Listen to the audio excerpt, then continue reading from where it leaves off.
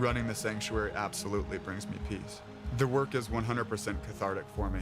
I find myself getting tied up in it and being busy, and then it's really nice just to sit, breathe in life, and it's beyond zen. Handcrafted in Canada.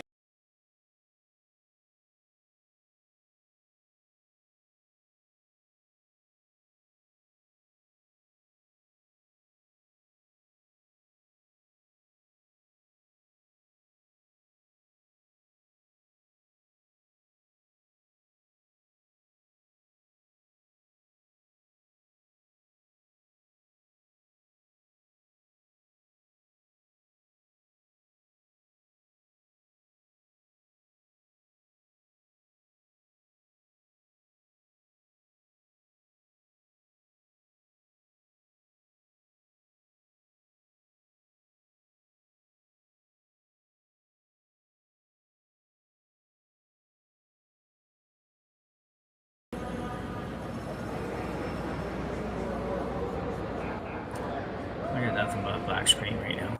Yeah,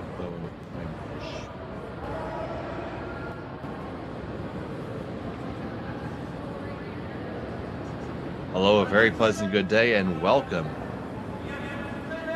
to the Henderson Metal Fall Classic presented by Kioti Tractors of Ontario.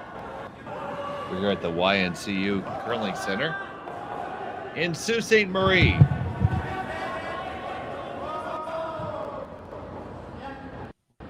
Featuring this game here between Brad Gushue and Yusuke Morozumi. I'm Dave Schmel, and I'm happy to be joined by Jim Nix, and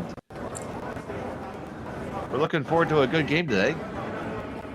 Trying to work on getting all of our visuals lined up here and ready to roll. We have had some technical difficulties in terms of our internet connections that allow us to provide you these streams, but we'll get you up and running as soon as possible. And we have both these teams here now on the seaside, Jim. Yeah, it's the last game, and you either win this one or you go home, so it's obviously a big game. And for the most part, these teams have been down here for a game or two and playing under those sort of situations where win or go home, so they're pretty familiar. And we saw Gushue play last night, and it was a great game. And haven't seen Morozumi play this week, but pretty good team, and I've seen them a few times this year, so I think this will be a good game.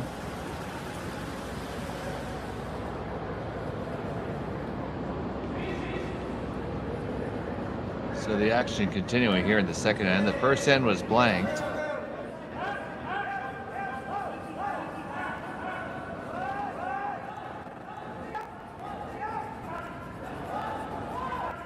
And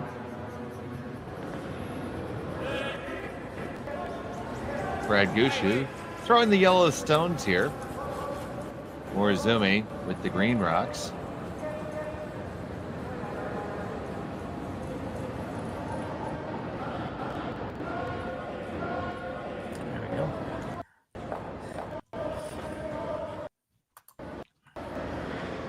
There we go, and we are live. So here's Morozumi. Empty house.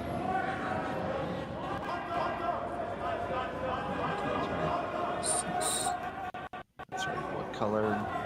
Oh, Morozumi with green. And this is Gushue line one. Morozumi looking to make the takeout here after a blanked first end. Thank you for your patience trying to get this going. Like I said, we had some major technical difficulties that have stopped us from having a second feature game really all day. So we've been able to gather some resources to get this going again. So thank you so much for your patience. We appreciate it. Sumimasen, and Ohio to all our friends in Japan. Hit and stick there made by Morozumi. Yeah, it's a good shot. It's always a little different early in the game. You haven't really had a chance to see a lot. The practice tends to focus a lot on the draw to the button, and so they don't play a lot of shots during the practice. And you're going out there into the middle of the 12-foot for a hit, even though it's the end of the week and you've been here for 4 or 5 days now, then it's still always a bit of a challenge. So nice throw.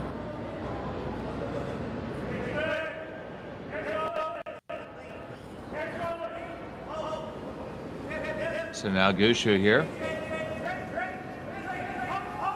Looking for the blank here in the second end. That's in the books. Both stones go away, and we're still scoreless after 2 here from Sault Ste. Marie. We'll be back after this.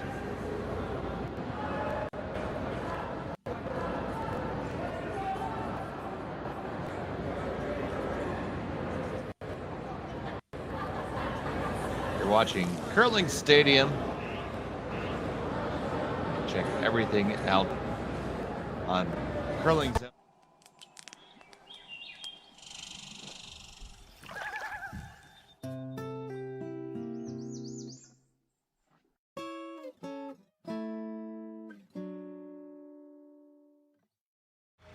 Running the sanctuary absolutely brings me peace. The work is 100% cathartic for me. You know, I find myself getting tied up in it and being busy, and then it's really nice just to sit, breathe in life, and it's beyond zen. Handcrafted.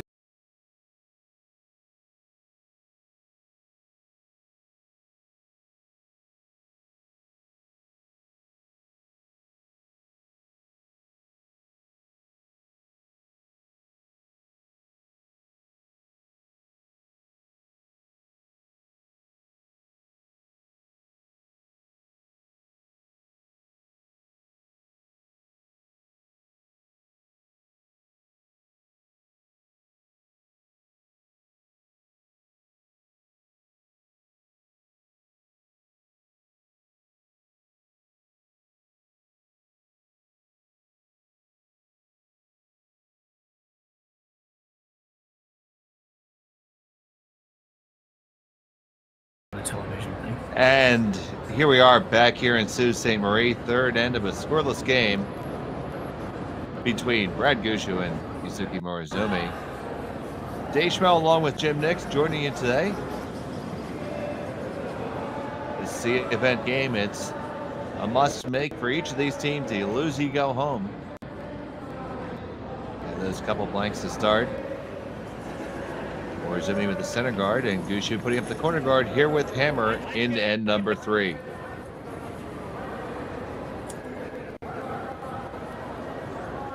Yeah, we haven't seen the first 2 ends, and not really sure how they got to the blanks. Sometimes blanks are because everybody bangs away, but other times it's funny how the blanks happen. Teams get pretty aggressive, and then with about 4 rocks to come, they clean everything up and end up with a blank. So we'll see how they go at this now.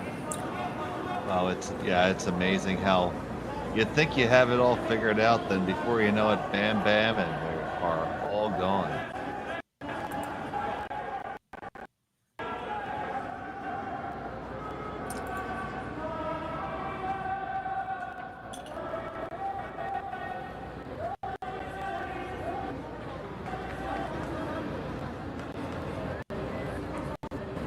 Nice draw there.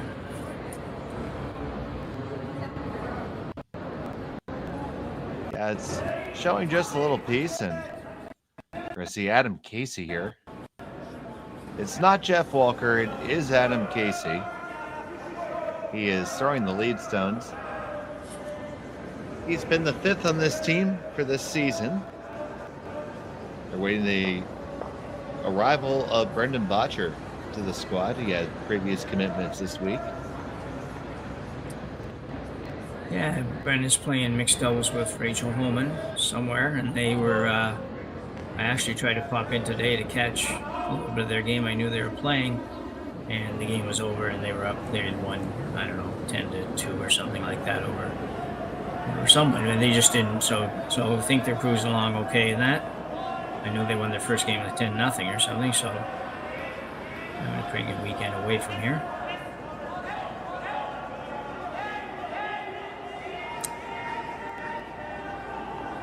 Going the other way this time for the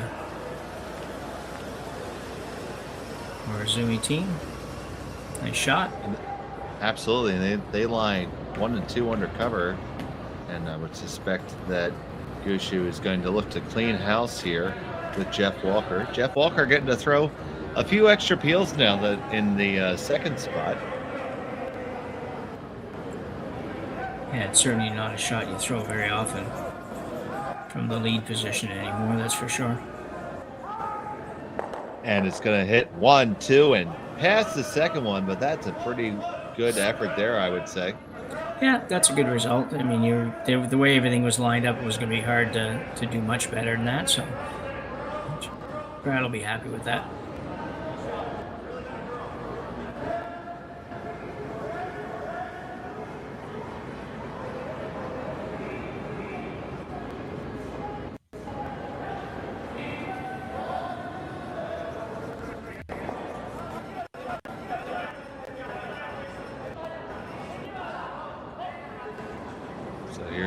Morozumi. Come on and draw another one in.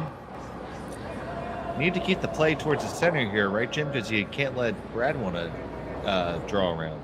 No, exactly, yeah. And that's another good shot. That's 3 perfect draws in a row. The Japanese squad certainly has a draw weight down here early in this one. So, Walker, those are lined up that there is a double possible, and you could possibly leave your own in there too. So with the good execution on this one, hard to hold it. It looks like it's going to over curl. Going to get the one and the second one, and do you clear it all the way out? A big scrub from the skip, and it is still hanging on just at the edge though. Great effort. Yeah, great shot by Jeff for sure. It looked like it might get away from him for a second and maybe only get the high one, but he held it on there pretty well and almost got rid of everything, and certainly got rid of anything that was of any potential danger at this point. So now looking for the takeout here all the way on the outside. I'm going to try to roll this. Well, that's pretty nice. Yeah, they roll it back. They roll it back forward. That's not bad at all, buddy. That's dead under. Yeah, I mean, he's behind the tee line, but he couldn't do anything about that. So it's a pretty good effort. That's a dandy shot. I don't know for sure if it's the best place to go. He might have been just as well off leaving it out there in the 12-foot and seeing what Brad did with it. But in the meantime, it was a great effort. Yeah, if you're not going to stick there, you might as well get to where you ended up, I would say. Yeah. So now this shot, this one has some work to do. Casey's just going to let it work. Hope it works over a little bit. Walking over, weight looks just right, and it's going to come on and just be just a touch short of it. They should have room to dig it out if they like. Yeah, I think Mark is probably not super thrilled with that. I think he would have liked to have been just the top of the button, really, so that this freeze wasn't a possibility for the Japanese team. But I mean, it's a heck of a shot. It's just not as perfect as these guys might like to have.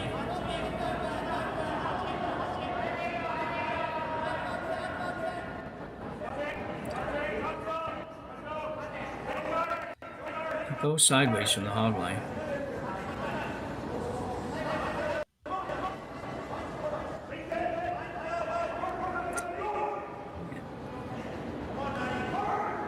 That was a good shot. Yeah, absolutely, for sure. So where do you like one here for Brad? Well, it'll be interesting. I think he's going to, I was going to say, I think he's going to do something with the guard in the front. I don't think he'll follow that down. I think he sees the potential of only getting one if he decides to follow it down at this point.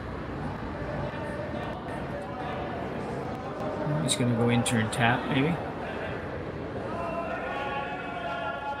So he's looking for a back 8 foot, just trying to move the green one back and leave his there. Tough shot. Tough shot to make well, I think.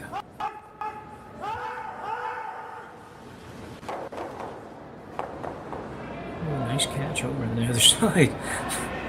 Oh, for sure.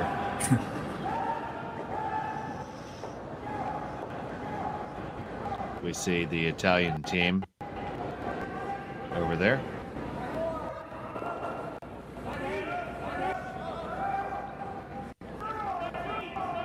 You can't miss Amos Macenter. He's rather tall. Yeah. Casey working hard. Casey needs to work this one over. And that's not going to get up to the target. So that's a miss there from Mark Nichols. Yeah, not two good ones from Mark. He doesn't very often have. His first one wasn't terrible or anything, but it was not where he wanted to be. And not too many ends I don't imagine he has where he's not happy with either shot.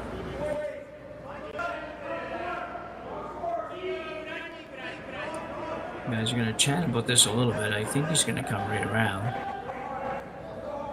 Sit right on the top of it. Yeah, I think that would be the best spot for it too. Now, we have had a couple blanks in a row, so they should have a little bit of time in the bank. Yeah, I would think. Yeah, it's interesting. I'm not quite sure where he wants this one to end up. It looks like he tapped a kind of a little bit of the overcurl here, but I'm not so sure you want to get to the other side of that green one, because then if Gushue plays the run back, he can make the run back double and leave his right behind the guard. So I think I'd like to keep this right on the nose, or even just a hair on the high side, being that'd be the side closer to the center line. That's where I think I'd put it anyways, or try to put it. So the stone on the way.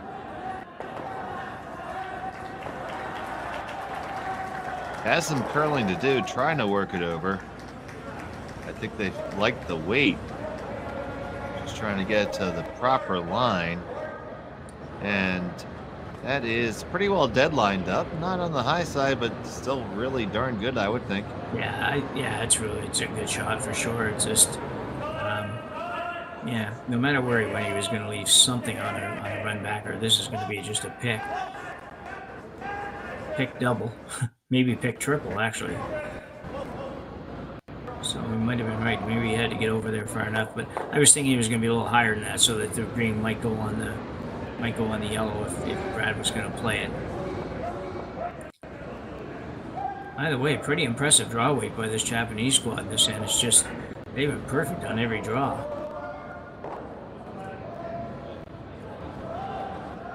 So here's Gushue. He's got to make some noise here.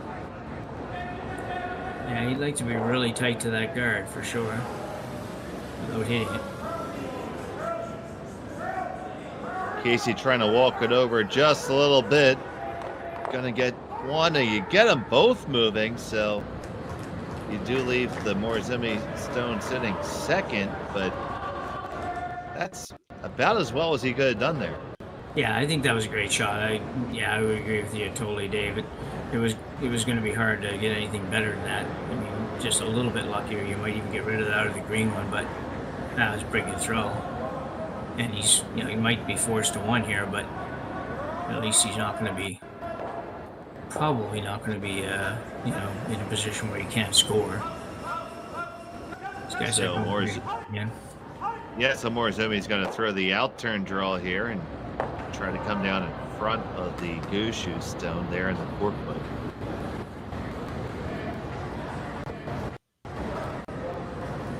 Do you ever see a spot where you can put it and Gushue is in a really bad spot? Well, I mean, if he gets it right behind the yellow, sort of almost frozen on his own, but above the tee line or right on the tee line, then Brad might have to play a draw for one. But the ice curls so much that it's just really hard to put this somewhere where he wouldn't be able to get to it at least. But I could see where he could put it and just have to take one. That's not going to be a good shot. Yeah, that was not the intended outcome. That was significantly heavy there from Morozumi. And just like that, we went from talking about a force to Gushue has a relatively straightforward hit for three. Yeah, that was just a really bad miss after after throwing all of those perfect draws, and yeah, this one couldn't have turned out any worse, really. It just it's almost a gimme double, and yeah, just not good. I think Brad feels like he caught something on the ice on his skate up. They're doing some housekeeping there. Yeah, I haven't seen any of the games I've done, although today, obviously, we didn't do anything today, but the little bit I did see of one of the other games when I was watching it from the Sioux group, they were doing a lot of cleaning on the ice like that, but I haven't really seen any pics yet that I'm aware of. I've had one all weekend in a game that I've called. But Brad Gushue here, the final stone at end number 3. Make this double, you're going to get a triple. Bang, bang, there you go, and you can count them up 1, 2, 3. 3-0 for Brad Gushue after 3. We'll be back momentarily from Sault Ste. Marie right after this on Curling Stadium.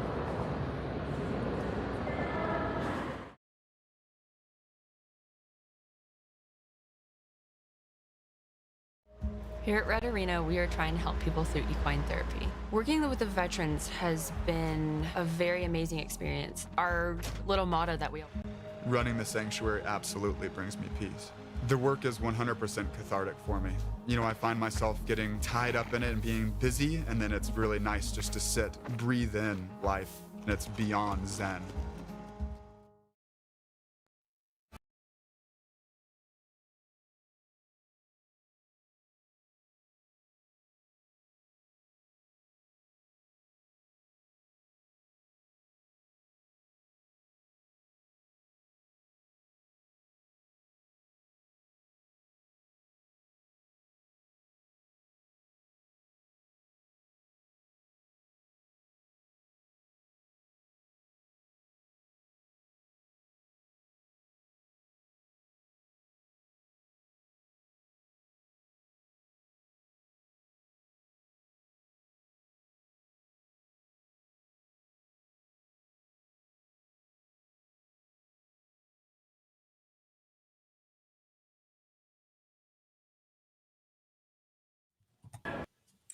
We're back here at number 4. It's 3-0 in favor of Brad Gushue, and man, that was just a well-played end by the Morozumi rink that just went away with one shot. Yeah, really unfortunate. I mean, he didn't even have to make the draw perfect to have Brad not be able to do much with it. Just get it in the house above the tee line, because you know if you do that, it's going to curl enough to be on the other side of the rocks that they hit, and it would have been no worse than giving up a point. Instead, put it really a place you just couldn't put it.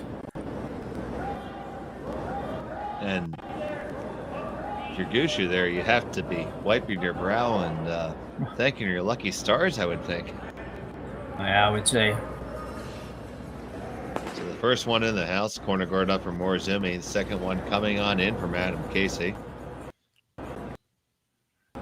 That looks a little bit heavier than intended as well. Yeah, that was definitely heavy. That was probably 10 feet heavy by the time you think about it with the sweeping and everything else. It's just, yeah, he was looking to be just in front of that one. Maybe the temperature is coming up a little bit in the shed and making the ice slightly more keen. But yeah, definitely something to look at, because that's 2 relative severe misses on draw weight that we've seen in a row, really. Yeah. So way more than you would expect. Corners, yeah.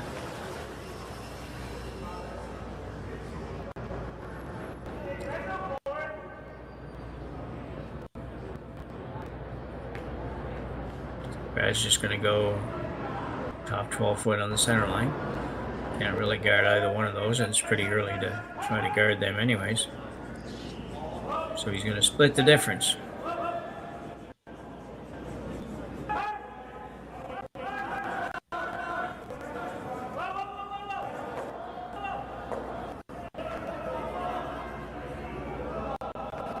Shot from Hawaii.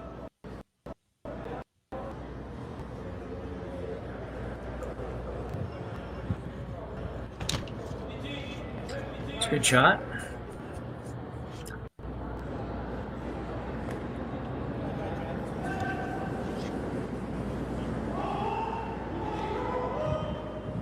So the Morozumi rink's going to have to do some housekeeping here and hasn't set up properly yet, but you could probably make this and roll underneath one of these corners if you get it right.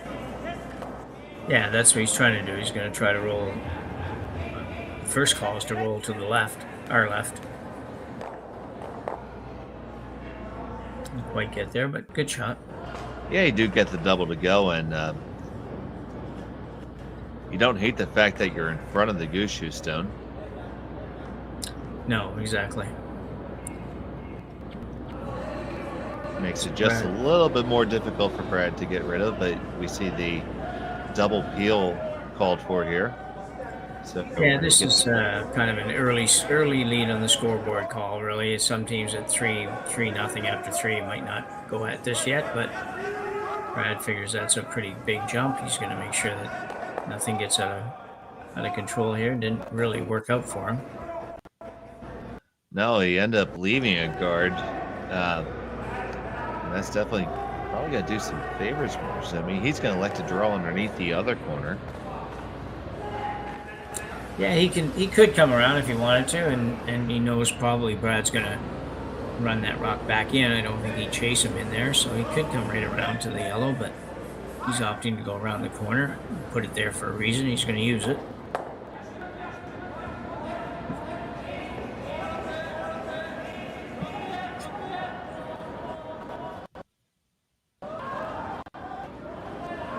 So he's got to curl a little bit to get by that high one.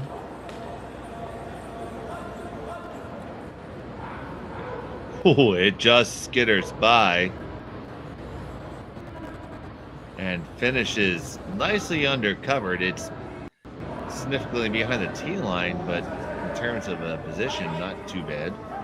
No, it was interesting. He only missed that top one by just a millimeter or something. He didn't miss him by hardly anything, and he's almost completely buried.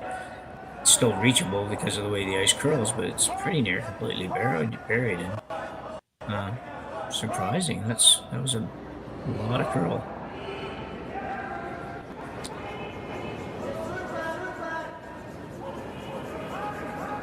So now Team Gushue is going to take on the chase here.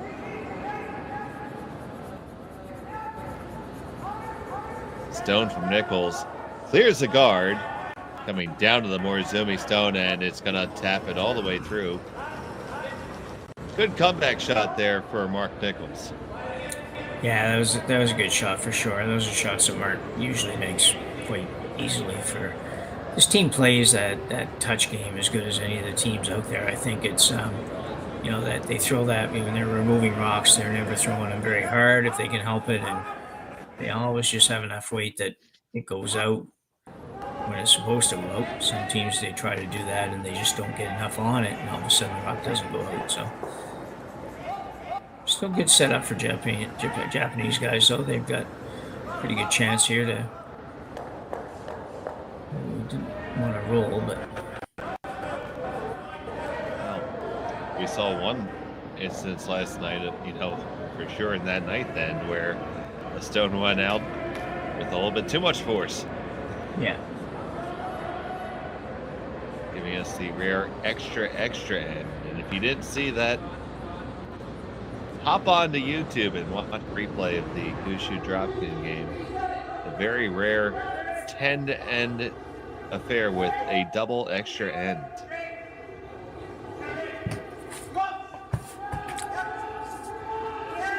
I know Jim and I didn't get much sleep. Yeah. We certainly didn't get a nap in during the game. The game was a great game, and it was really exciting to watch for sure, to bring it to you guys, but also to watch it even. It's just one of those things. It's great to be a fan of curling and watch a game that was that good. Shots made by both sides fantastically. Now here with Morozumi, it's Gushue sitting 1-2. Your thoughts? Well, I think this is the right shot. You go by here, try to tap that yellow. He's looking to tap the yellow. I don't know if he's trying to get it out or not, but if you can go by tight enough, you can probably get that almost on the nose. And that would be good. And if you don't get it quite on the nose, if you can get a little bit of a roll towards the yellow, get it maybe in front of the other yellow, that would be a good spot too. There's always the little slasher in the zone, but I just think it's a little early to play that. So, Doesn't hurt that he's coming out of the left-handed hack. Yeah. Hits it and rolls right on over to a pretty good spot. Nice shot by Yuda Matsumura. Yeah, that was a really good shot. That was probably plan A, to be honest. That would have been. It's interesting, Dave. Just a quick little story. Back many years ago, probably a dozen, probably 15 years ago now, there was a little bit of rumor that curling might go to a single hack out there. So our club, for some reason, decided we were going to get ahead of everybody. We did that. Well, it was never a good idea.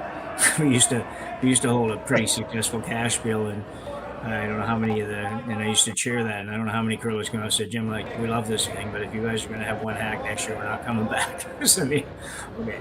Anyway, the concept was good, but didn't really, didn't catch on, obviously. Yeah, I've heard that bandied around our club a little bit, and nobody's ever done it serious. Now, obviously, if it's a universal rule change, everybody would go along with it, but here's a shot here coming down. Casey's going to try to work it over. You want to get all the way across the face so you can get it without jamming on your own. And yes, you do, and you lie 1 and 2. Great shot by the skipper and a equally good brush by Adam Casey.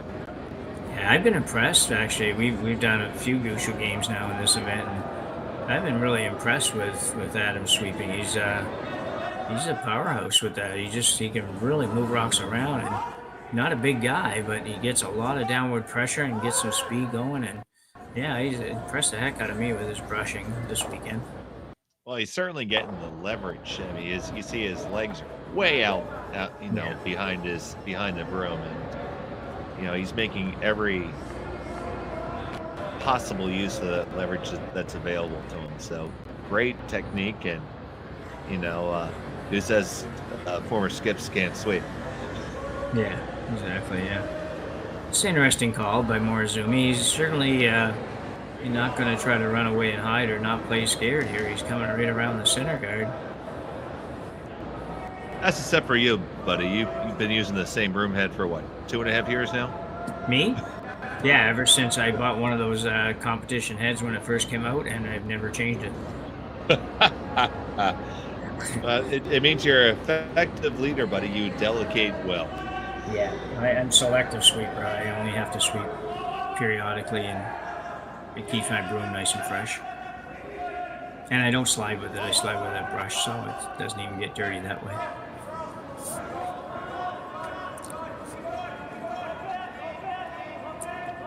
So, stone on the way for Morozumi.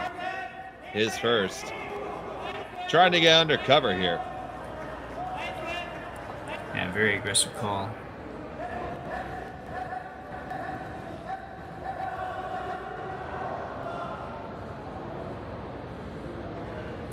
Nicely done. Is there a top 4? So you see Brad throwing the slash or the run? I don't think he's going to run the yellow. I don't think he'll try that. He might, though. I like the slash probably would be the shot he would play. It's just I also don't know if he couldn't come all the way around and actually tap the green ones. There's quite a bit of distance there when you look at the overhead. That yellow guard's out there a ways, so I don't know. I'll have another look at the long one. So here comes Jeff Walker and Fake Walker. We get another day to have fun with that. Yeah. It's a lot of walkers. It's a bad Walking Dead day here with all the walkers. So. Can't believe I said that. But still you did. Yeah. Oh, gotta own it. So what's Brad gonna play here? He's still looking pretty hard. Looks like he's gonna go green on green. Not a lot of risk in this shot, really. It's I don't don't know exactly. If he doesn't get it right, he might leave one green, one around, but if he leaves it in the 8-foot even, it's going to be hard for the Japanese guys to get rid of the 2 yellows. So Yeah, I'd say it's probably a higher percentage shot. yeah, they're pretty close together, and they looked at pretty much everything here. So here's Brad Gushue with his final stun of the 4th end.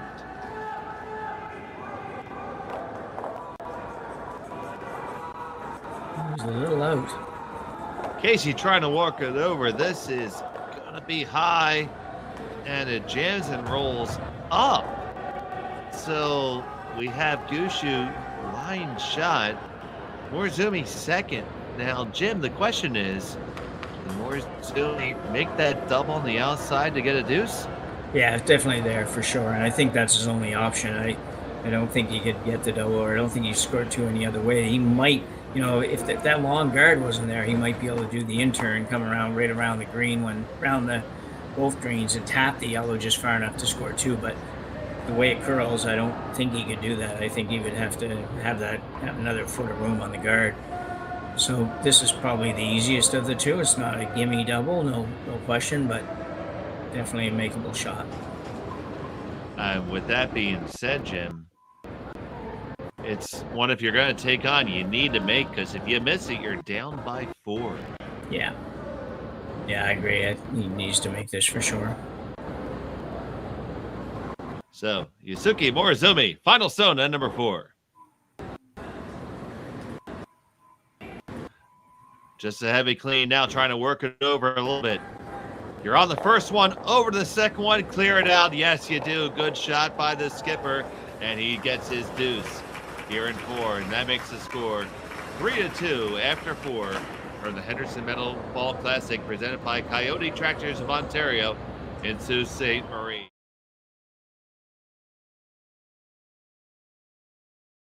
Here at Red Arena, we are trying to help people through equine therapy. Working with the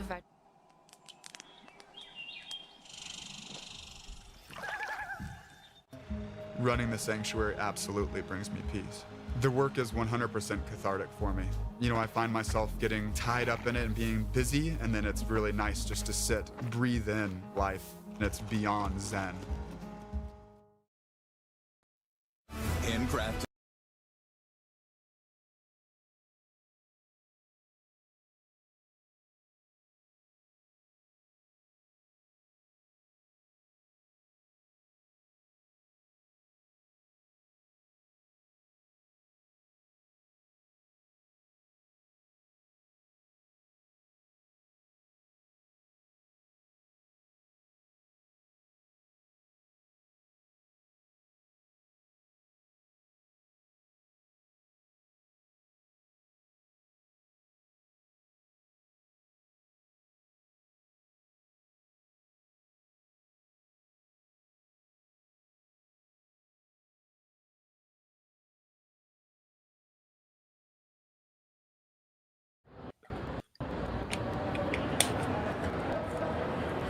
Back here, 5th end action for the Henderson Metal Ball Classic presented by Kioti Tractors of Ontario.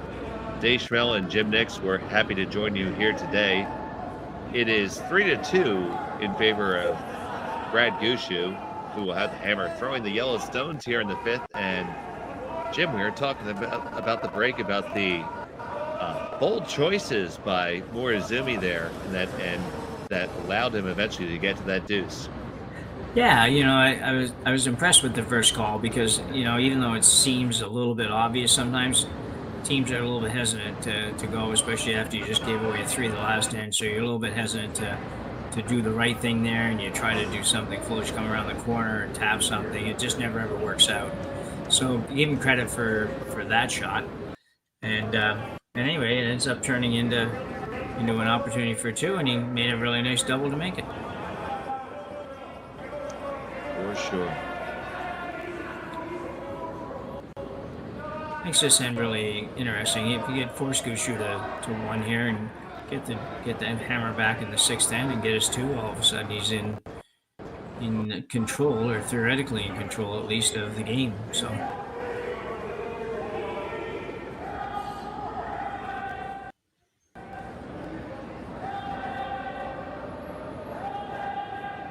First stone in the back of the 4.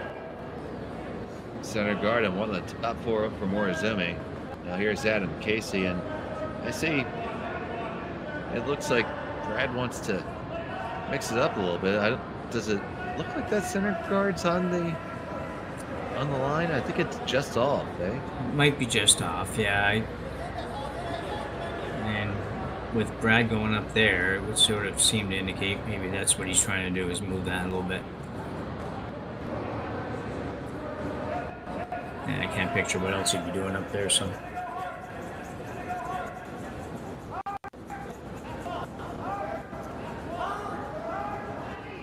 So coming on down, and with that stone not touching the center line, it can be ticked and moved around here. And we'll get ticked into the house and leave Gushue a corner. A little light, I think, Adam, on that one. I would think that he would have wanted a little more weight than that.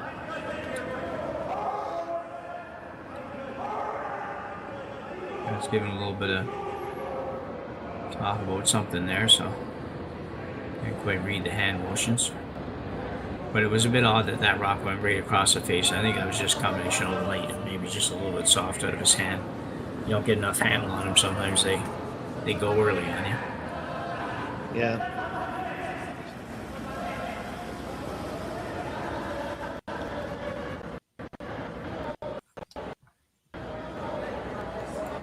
Next stone coming down from the Morozumi rink, putting the guard back up on the center line. Or adjacent to it. Doesn't matter now. We're at rock number 6.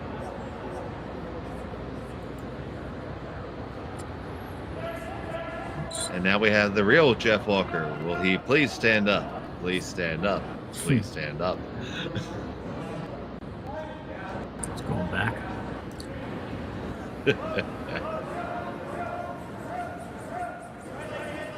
So probably try to run. They'll try to run this into the greens and pick up something other than just a guard, but didn't really work out quite that way. Yeah, they ended up dead jamming it, leaving themselves a corner. Yeah. Now, with the lineup there, I think they'll put the same guard on. Yeah. Yeah, another guard again. Okay. Yeah. And they don't really have to guard the top rock. Really, it's they can leave that open on the outside because Brad can't do anything with it, so they just want to guard right on the center line and be fine. Just biting the center line would probably be even okay.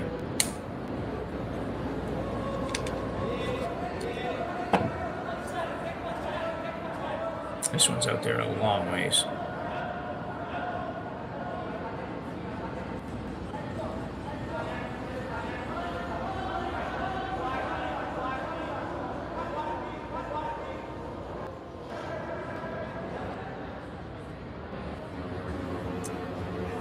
Quite what he wanted, but probably works out okay.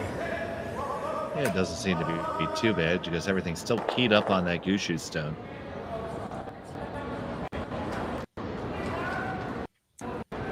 I don't know if he can hit the green one and come off the back of the yellow and roll into the rings, which would be interesting. He'd end up with number 2, number 3, but.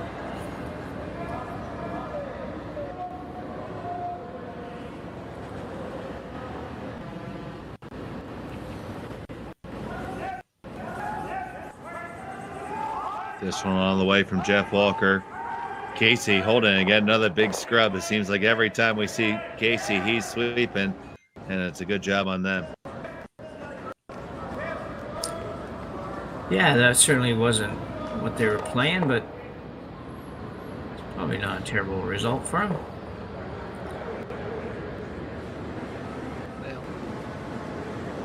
Do you find the guard attempt interesting here as opposed to coming around something? Yeah, I'm a bit surprised yet. There's not that many more rocks to come, and still about halfway through the end, so maybe one more. I thought he might come right around his own green one, or even come around the yellow. So I'm a bit surprised at this going back up right now,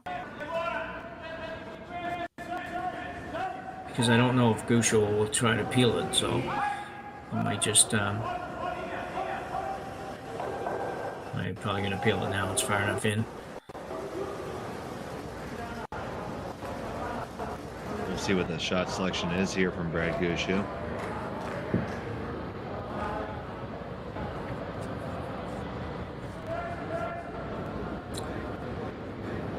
Peel is on. Nichols adjusted to put his peel shoes on, and here he comes. And it's not very far apart either, so Morozumi might be without any guards here in a minute. Nope. Oh, just missed the top one. Almost got the triple, but two of them do indeed go away. Ever so close there, Jim. Yeah, just another, well, whatever, just another half an inch or so, and he would have picked that green one right off and got rid of everything in the front. So Morozumi's calling the guard again, I believe.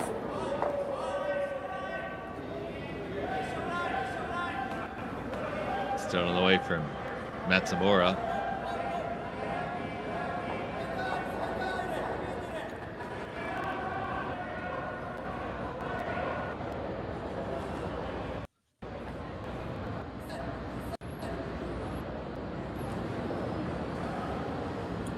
Thrown effectively. That's what he called. Yeah, they might have went one too many times. Figured at some point there Brad was going to change this up, but still going to run. Maybe. But as Nichols comes down to talk about this, what do you mean one too many times? Well, I thought that that Brad might change this now and go to the draw. And I don't know that that would be a good thing for Morozumi's team, to be honest. I thought maybe just that's one too many guards. So now it's might give Gushue a chance to play something other than the peel. With this scoreboard the way it is, so you probably would have changed gears on that rock as opposed to now. Yeah, just on that one. I think I would have. I think on that one I would have just came right around the green and come to maybe in the back of the 4-foot would be okay. I know you run a risk of them making the double, but I think it would have been not a bad option either. You just have to, it's a tough one because you got to be a little bit careful because you ever set it up to double and roll behind the guard, now you're going to give up two, and you can't afford that either. So it's a bit of a chess game here, trying to figure out what the other guy's going to do, and I don't even know, they haven't even totally decided yet. So if he makes a double peel, and Morozumi still has the yellow that he can come around, but it is a yellow one, so that's not preferred. But I think you'll have to do that. So the double peel is going to be the call here. Yeah.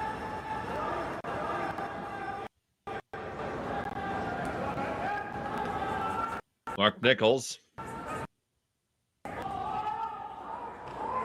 Walker to hold it.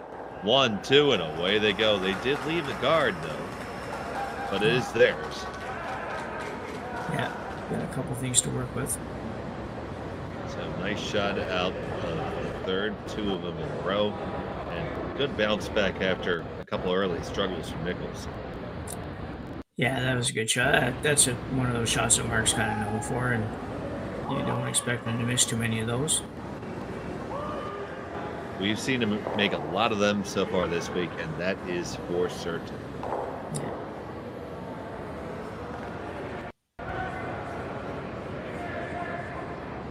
So now Morozumi skates on down. The skipper's going to try to put one underneath cover. Yeah, it's been an interesting end without really anything dramatic happening. It's been just interesting to watch the thought processes as end has gone on. So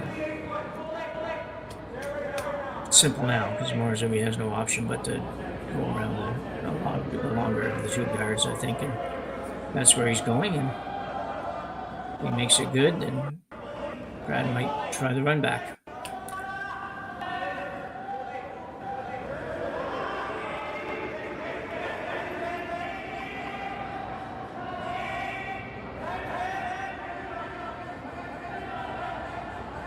Looks really good from here. On the way is trying to work its way over. Control the depth. You're going to be right to the middle of 4-foot. Pretty good outcome, I would say. Yeah, might have curled a hair too much, but I think it's going to be interesting. I think Brad will probably run this back.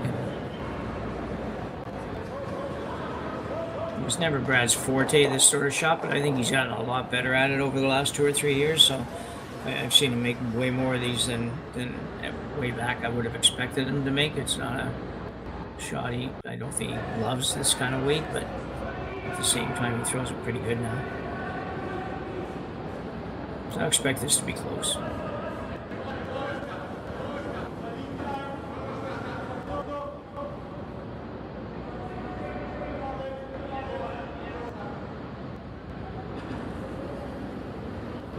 So Gushue with his stone on the way.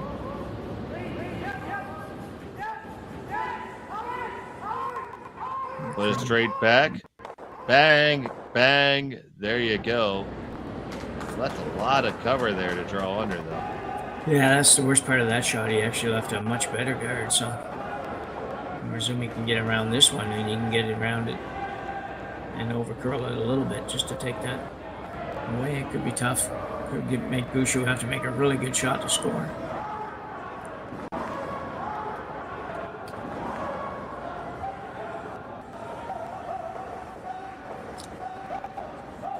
So Morozumi, if he can make a good one here, will put the force on Brad Gushue, and after what has been a very interesting end, pretty well accomplish his mission. Exactly. And he'll take the hammer into end number 6. Yeah, that's or he'll be tied, one of the two. Yeah, so it's a pretty good position for him right now. And he, like I say, they've had, other than that one draw that went to the back of the 8-foot, the team has had bang on draw weight. So I expect this to be really close too. They haven't thrown a lot of in turns. They tend to seem to play a lot of out turns, but I'm sure he'll be able to figure that out.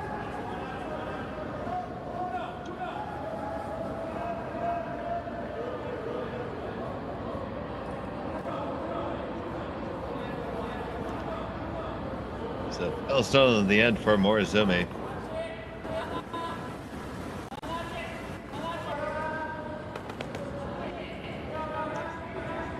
Not laying a brush to this as of yet. This needs to carve and grind.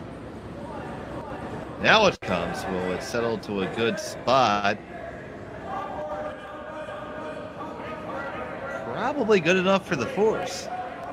Yeah, I think, in an ideal world, he would be at the top of the button or top of the 4-foot than the back of the 4-foot, but he got it buried, which took the blank away and forced Brad probably to draw for his one here. They're looking at whether or not they might want to try to run something back, or at least Mark's looking at it. Brad doesn't seem to be looking at it too much. So, Mark's trying to sell it, but Brad's not buying it. Yeah, Mark's saying, well, we can blank this now. We can play that run back. And like Brad's thinking 2-point lead. I'm okay with that. I think it's a good case of discretion's a better part of valor here. Yeah.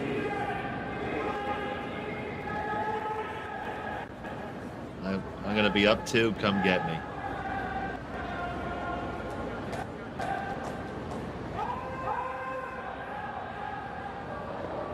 So here's Brad Gushue with the final stone of the 5th. Just needs a 4-foot, and he has backing. Well, we watched him play last night, and this is to be like drawn to the Atlantic Ocean for him. Last night he was drawing the edge of the button with about 4 square inches, and he made everything. Isn't that the truth? 4 square inches. You're being generous. I don't even think he had that last night. Well, he may not have. And that one is going to come right on down, and that single is in the books with no problem. So it's a 4-2 lead for Brad Gushue. We'll be back from Sault Ste.Marie after this.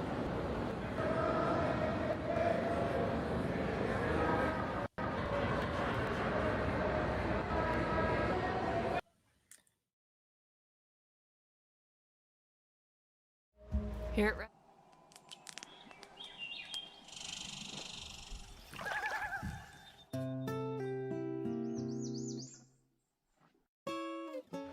Running the sanctuary absolutely brings me peace. The work is 100% cathartic for me. I find myself getting tied up in it and being busy, and then it's really nice just to sit, breathe in life, and it's beyond zen. Handcrafted in Canada.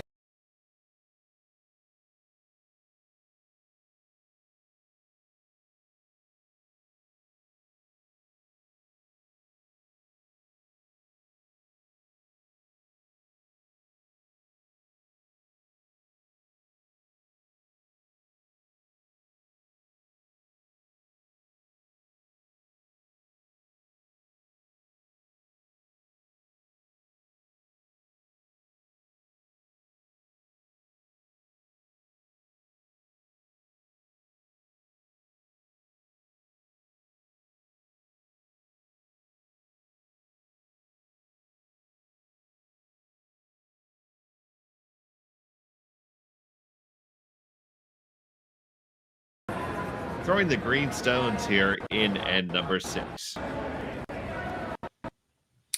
Yeah, both teams are probably okay with the result of that last end. I think, Morozumi had a bit of a chance to maybe steal one, but going into that end, I think he would not have been unhappy with it, 4-1.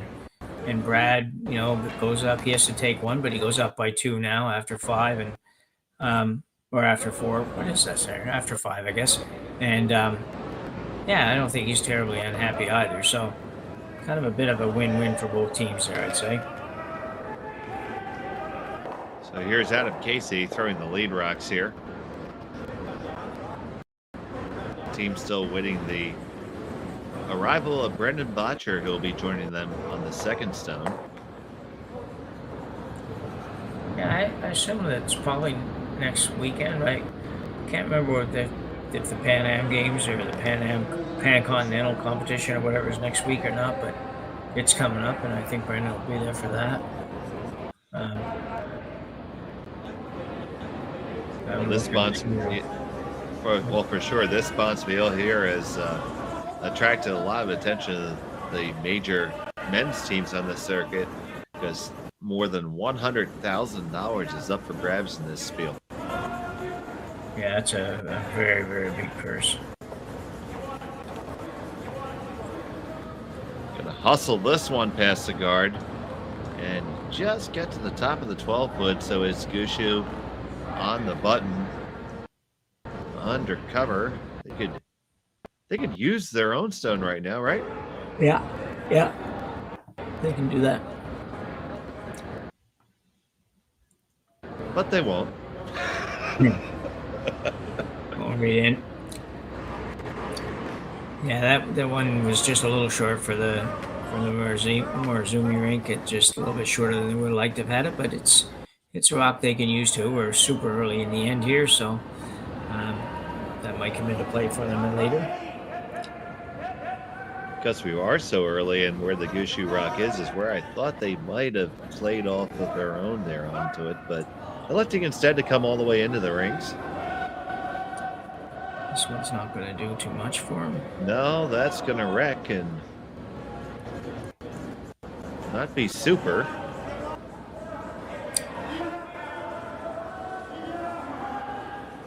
I think Morozumi's not going to be real happy with all those yellows out there. I think he'll probably do something here to that. Yeah, I think it is time to do that, because I heard you thinking in your breath, and I could see Morozumi thinking, and we all thought, yeah, this just doesn't look optimal. Yeah, exactly. So he's trying to play looks like a back line kind of weight and remove the yellow, probably more like a hack, maybe, I don't know, remove the yellow and maybe roll onto the rings behind the green one. Can't really tell for sure how far out in front that yellow one is, but well, we know that we're off and on, so the line's got to be really close. Try to work it over just a skosh, get a little wick. You move it and you roll your own underneath your own guard. Will it stick there? Oh, that's a nifty shot. Yeah, that was a really, very, very thoughtful thinking of that, because it's, he would like to get just a hair more of it, stayed a little higher and all that, but still, that's a heck of a shot. That was really creative, because that was the call, 100%. Yeah, absolutely.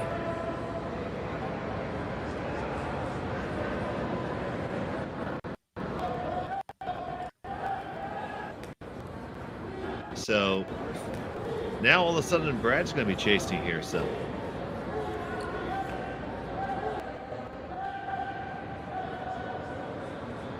yeah, he's going to try to minimize the number of green ones around for sure. with the angles that are left there, it's not going to be the easiest of tests. He's going to try to get past this guard and dig out the one in the back of the rings, thread the needle past the top one, and there you go. Rolling, rolling, rolling, rolling all the way to the back 8 foot, but a nice shot there through that backwards port. Yeah, that was a dandy. That's it's not. It doesn't look like a real big port, I'm sure, to him either. So a little split here for Morozumi. Just move his green ones behind the guards and open up the yellow on the button. So we're definitely calling shot makers shots right now. Yeah, it's gonna be who makes the most of them, and if either team converts, it's gonna be a good number for either one of them. So game on here at end number 6. Yeah, I like the style of this end for the Japanese squad for sure. Just kind of some really interesting shots, and like you say, creative is a good word for that. Whether it all pans out in the end, I don't know, but for right now, you gotta like it. And not only that, they're making most of them. There's the split. You got one a little buried, the other one to the 4 foot undercover, and not really uber accessible for Gushue. No.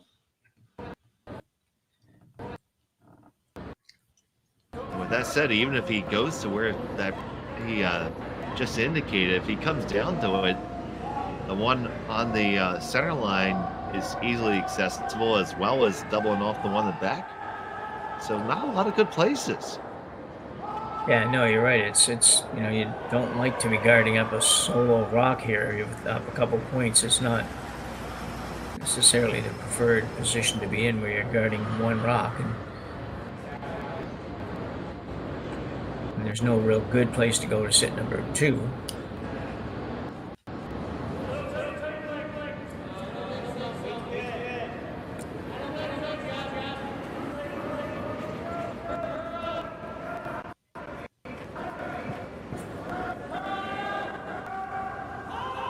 So Casey, another big scrub. Every time we look, Casey is scrubbing. He left a hole here, though. He did. Now the question is, you can certainly thread that needle. He's indicating a roll a little bit over behind his. I think that'd be an awesome spot if you get there. Yeah, I agree. I think it's definitely makeable. The hole's plenty big enough. And if you're gonna, this is the time to make it, because you might not get another crack at it quite this wide open. Key shot here in the 6th end for Matsumura. Gotta try to thread this needle and get the perfect roll. Off and on, always a good sign. Needs to come up just a little bit. We're past the guard without a problem. Now you get the hit, or you gotta get the perfect roll. Oh, you had to go a little bit further under, I think. Yeah, he had to hit a little bit thinner because there wasn't room to get under it further because it was on rock. So he had a little thinner, then it comes off there a little bit differently, and that would have been good. But man, it'd be hard to come much thinner. You got to miss the guard. Like it's pretty aggressive on the sweep call as it was, I thought. So we're gonna see the Gushue rink come down and have a discussion here. I would think they called timeout at this point. I think they did, yeah. Now, because Adam Casey is yet to walk past the hog line without a timeout officially called. Yeah. He is my signal right now. Yeah. Well, that's good.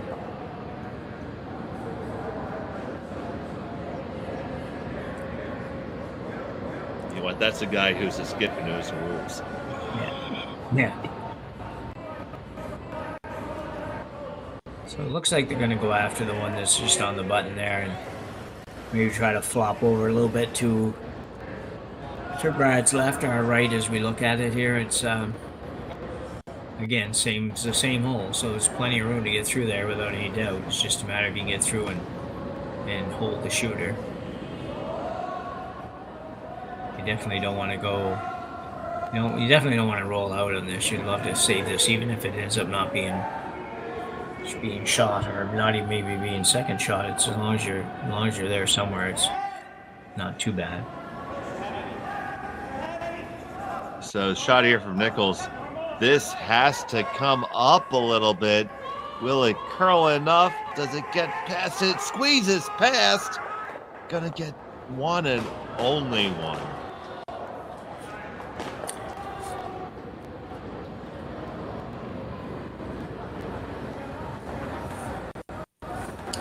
So you see the indication there. He's gonna look to roll the other way with this one now. Yeah, and actually has a little bit more room to work with in that way than he had on the last shot. So, yeah, it's a good opportunity to make the roll behind the opposite side of where his current rock is. This one coming down for Matsumura. And the left-hander's shot is going to get past the guard. It's going to make the hit. Do we get the nice roll? Slide on over just enough, I think. Pretty good. You do see just a sliver of it, though, Jim. Yeah, I think it's actually slightly overswept on the hold side, or whatever you want to call that. You need to move a little bit more, because I think Brad can hit this. He can pretty much make the double here.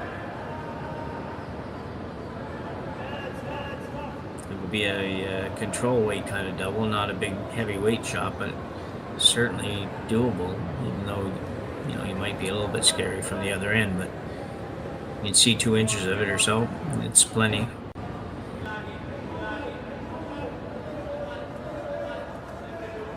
Good news is, as long as he gets through the hole, he's going to hit something. That much for sure is correct. So here, Brad Gushue got a difficult double. He took even more ice, so I think at this weight, he's probably not going to kill either stone. It's more about being in the right position, I would think, now. Yeah, I think you might be right. I think it might be. I think he'll kill the one on the right, but I don't think he's going to have enough weight to move both of them out. But he'd probably be happy with sitting on top of the other one. It's got to curl over if you're going to get to anything. Past the guard just by a hair on the one and over to the second one, and you move it. The question is, did you get shot stone out of it? And I believe you did. It's pretty close. That is very close. First indication from the Japanese squad is that they think it's them. Yeah, it's close. I'm gonna take a couple more looks at it. Matsumura thinks it's him, and that's the third job. So yeah, you literally have one job. Yeah, exactly. Yeah, and don't be wrong.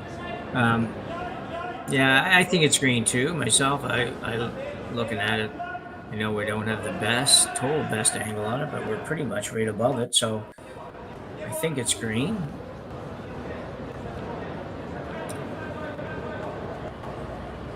I also don't think you can do anything about it, even if it's not. So because I don't know what you would ever do to outcount that. You're still probably gonna have to play the in-turn draw and try to bury it in the 4-foot. Yeah, because you're ever to play that yellow-green combination off the 12-foot, that right there by feet first. Yeah. You probably drive the stone onto yours, which you certainly don't want to do. Yeah. Yeah, I think so too. So the first indication, and I think I agree with this, you just need to draw to the 4-foot on the other side and hide. Yeah. Which is scary, because anything that you can throw there, Brad can certainly follow down.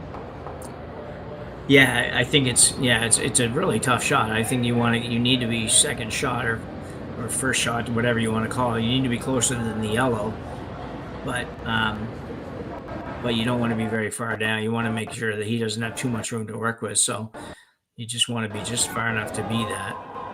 to beat that yellow out. You don't want to be like tee line or behind the tee line or anything crazy. Like, I don't know what these guys are looking at. They have rooms going all over the place, and I just don't know what those shots are. So I think you're gonna. Our folks on the YouTube consensus is that greenish shot right now. Oh, well, that's good then. I like it when they agree with me. Yeah. A little bit behind the curtain for you folks. We don't always look at the same picture as you do. Yeah.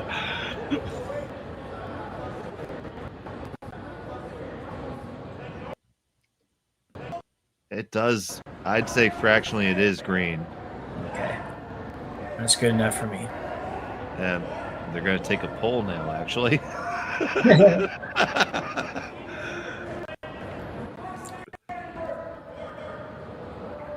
Now they're looking at that angles on those stones, which I was looking at. And now coming back wow, you ever draw that up? I think I know what they're looking at. They're thinking of going. I don't know. That's okay. I got no clue, buddy.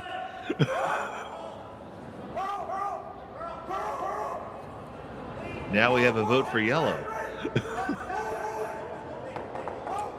I don't understand this shot at all. I just can't figure. I don't know what comes good out of this shot. Are they trying to?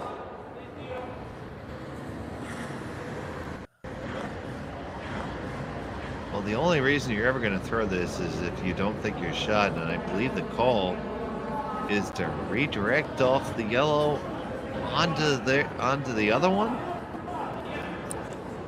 Onto what yellow? The one maybe the one in the house.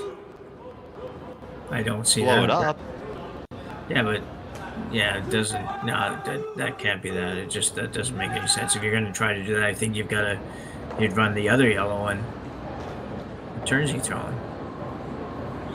Find out now. Oh, he's going to throw the out turn. Okay, so I guess he's trying to run the yellow back and pick the other yellow out. No, that's not it. They'd stop sweeping if that was it. I have no clue.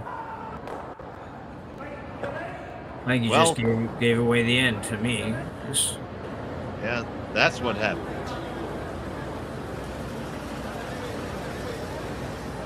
You know, for my $2 or 500 yen, I would have thrown a draw through there to the 4-foot and tried to light too. Oh, yeah, me too. I just didn't. I don't get that shot.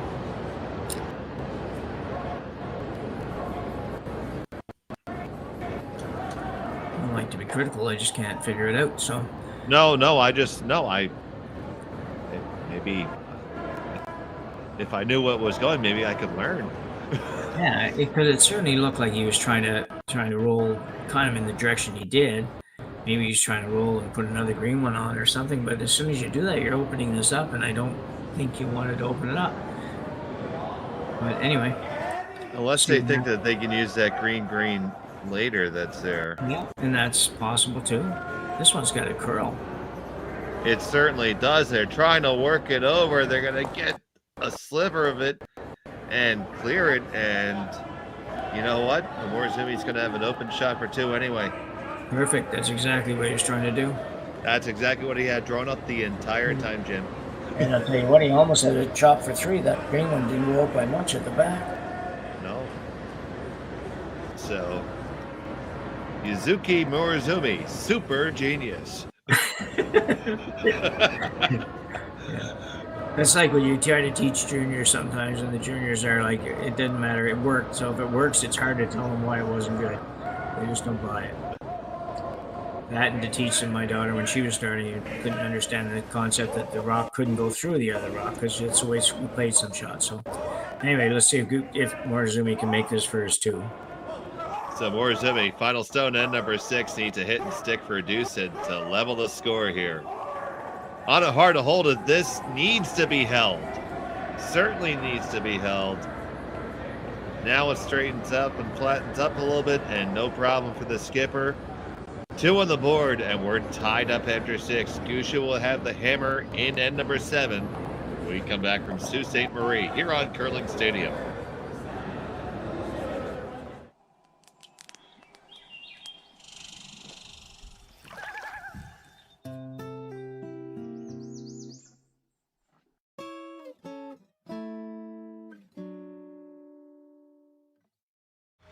Running the sanctuary absolutely brings me peace. The work is 100% cathartic for me. You know, I find myself getting tied up in it and being busy, and then it's really nice just to sit, breathe in life, and it's beyond zen.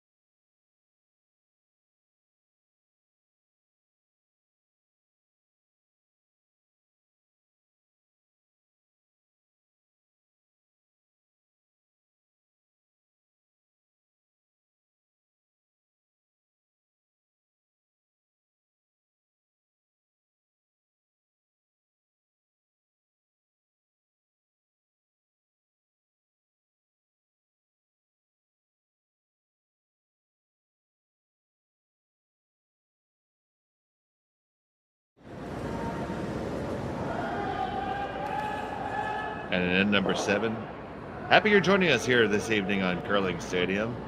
And in the morning to all of our folks in Japan, Dave Schmel and Jim Nix. Happy to have you joining us here. We have a tied affair after 7 ends of play, and a great one thus far, buddy. Yeah, it's been interesting. There's been some really fun ends to watch, and some of the strategy that the Japanese guys put into place there to get rocks into the house was really good. They made a lot of really tough little shots, and the last one was a bit confusing for us, but they had a plan, and I don't know if it worked out right or not, but they got there too, which was important. And actually they're in they're kind of in the control position, if you will, now as far as the game goes, after tied up after 6 and with hammer and even in. So yeah, should be a good finish. I'm going to take a look around the rings here at our other games right now. John Epping has a 5-3 lead in the 6th end over Brad Jacobs. Scott Howard up 3-2 over Retornaz. And Reed Carruthers with a 5-3 lead over Klima. But right here, we're tied up after 6 at a score of 4-4.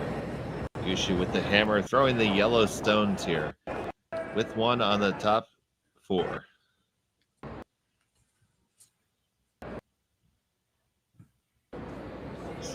So if you're Gushue here, I guess you got to feel like you had to score 2. With the new rules, it's tough to make somebody blank anymore, isn't it? Yeah, it can be hard to make the blank, but I think that would be, in his mind, I think that would be his first thought, would be his preference to try to get into a position to get a blank in. But if the other team makes all their shots, it could be very difficult to do. Shot on the way from Adam Casey.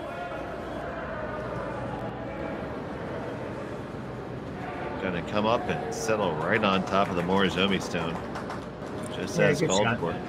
Yeah, so they said shot there, and Morozumi's going to stack it right on in there.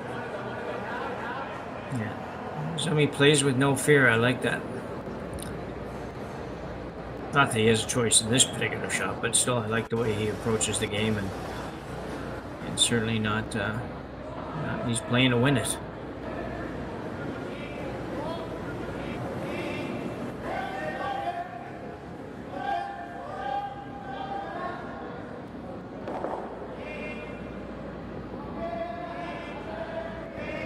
This looks really good.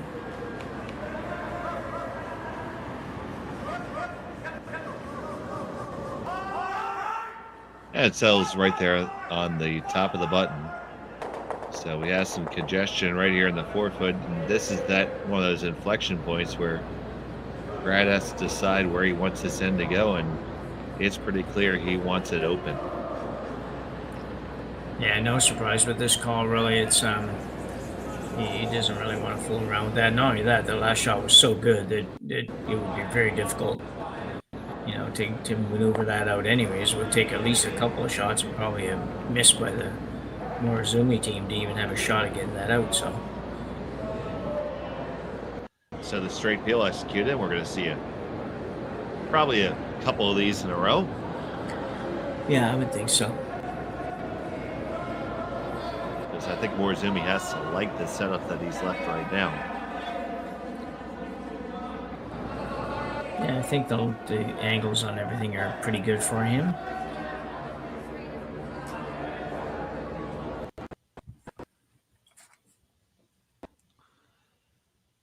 This one needs to curl. Might be just a hair deeper than they like, and they didn't get up all the way. It's going to leave an angle. But still just a straight peel called for. Yeah.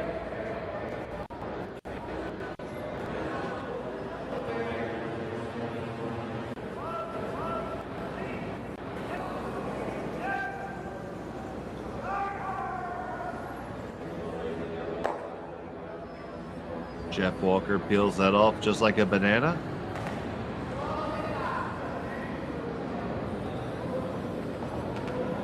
Broom goes right back down for the guard.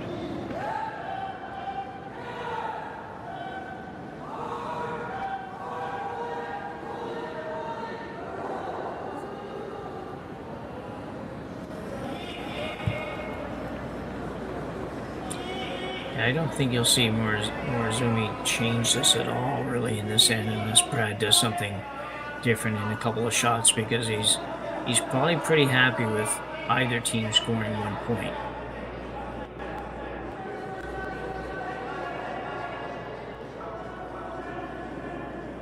Just for your eyes' sake, what do you think is shot right now?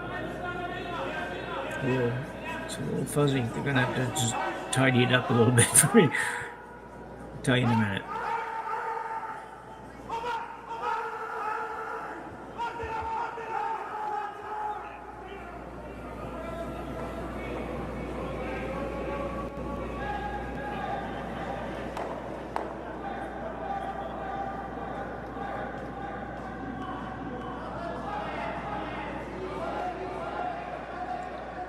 I think it's yellow.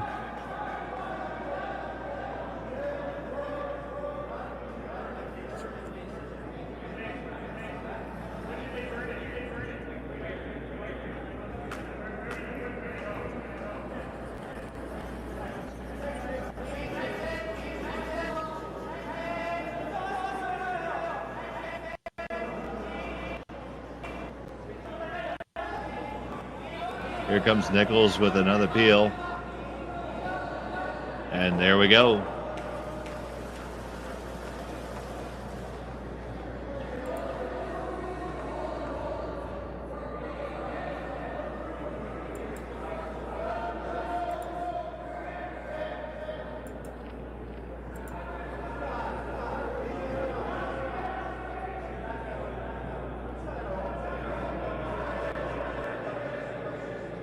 So back and forth we go. This cat and mouse game continues.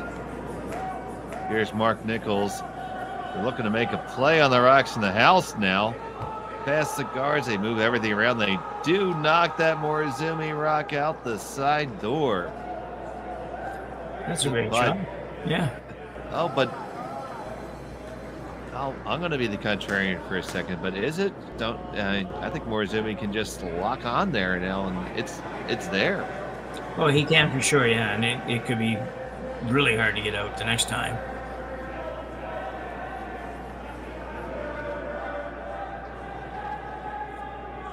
I suspect if Morozumi gets a really good one, Brad would just like to give Morozumi the steal one here. That could be interesting choices coming up later, but got to make this one first. Yeah, he's got to make a good shot here, because if he ever throws this a little heavy, bounces off or something, he's in big trouble. So it has to be perfect.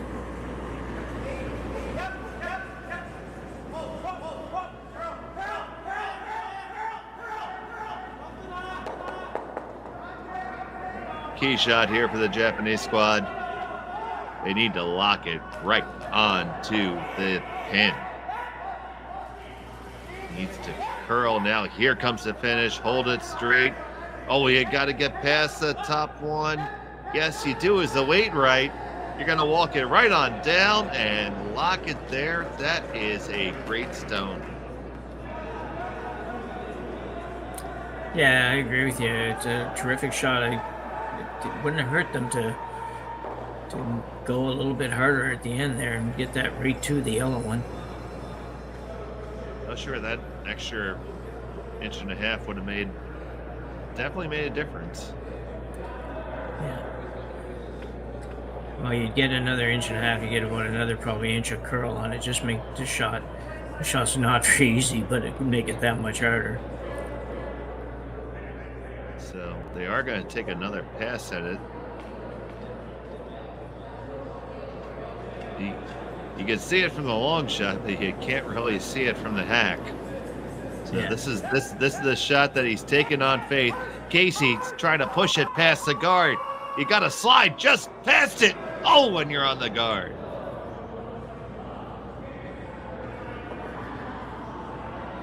Yeah, there wasn't much room to work with there. Ever so close for Brad Gushue there. Now they're going to have a conversation about this one, and I think it's a good time to have such a conversation. Yeah, this is not an easy call either. So you see the indication there for just a standard straight guard. If you could ever follow down the shot you just throw and make another good one, I don't see how that hurts you. No, that would probably, if you put it in exactly the right spot, right on top of that, you'd probably lock yourself up a point, because I don't think that green one that's there now would go anywhere. Morozumi's not wavering from the idea of throwing the guard pretty much, so. Just trying to see if there's a way that Brad can get two off of that yellow one. I suspect he probably can, but so you got to be careful where you put this guard. You got to figure out what you're guarding. So, if it overcurled a little bit more and left the same shot that Mark had a little bit more room, then he could double the greens out and maybe score two yellow. If the back one would stay, that would be the question, I guess, because you'd have to throw it fairly hard. So it looks like a guard, I think, anyways. So the guard's going to be upcoming from Morozumi here.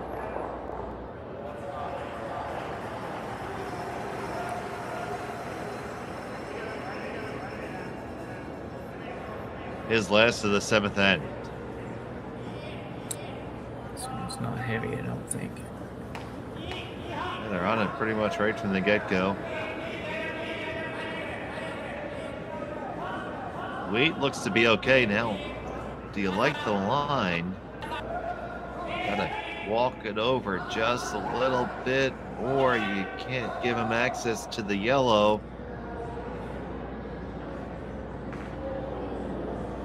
Is that good enough? Yeah, I think it does the trick. I think you could probably go by and hit the yellow on the green.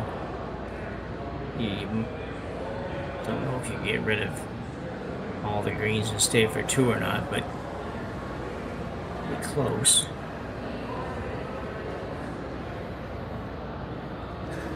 Might be the only way to get two.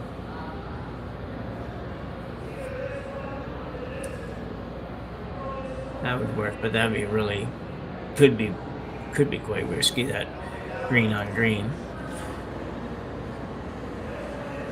Yeah, if that goes bad, you're giving up more than two. Well, you could, yeah, that's the thing.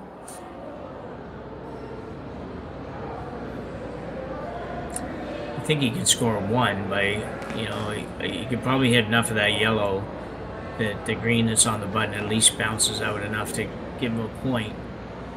Mark, let's look and just see what's going on the other sheet.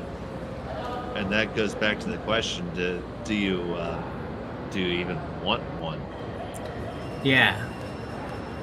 I don't know what they're going to play here. Like you say, it just doesn't really. Okay, now we're going to get something. It just seemed for a minute that I wasn't quite sure they were even going to take a run at this because the market just wasn't where I thought he'd have to be. So it is going to be Gushue trying to make some hay here. Final stone of the 7th end.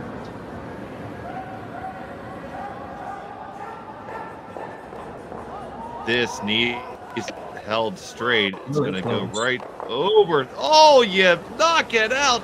My goodness, and you make a deuce. What a fantastic shot. And Brad Gushue gets 2 in 7 to take a 2-point lead into the 8th end. What a thriller we have from Sault Ste. Marie. We'll be back after this.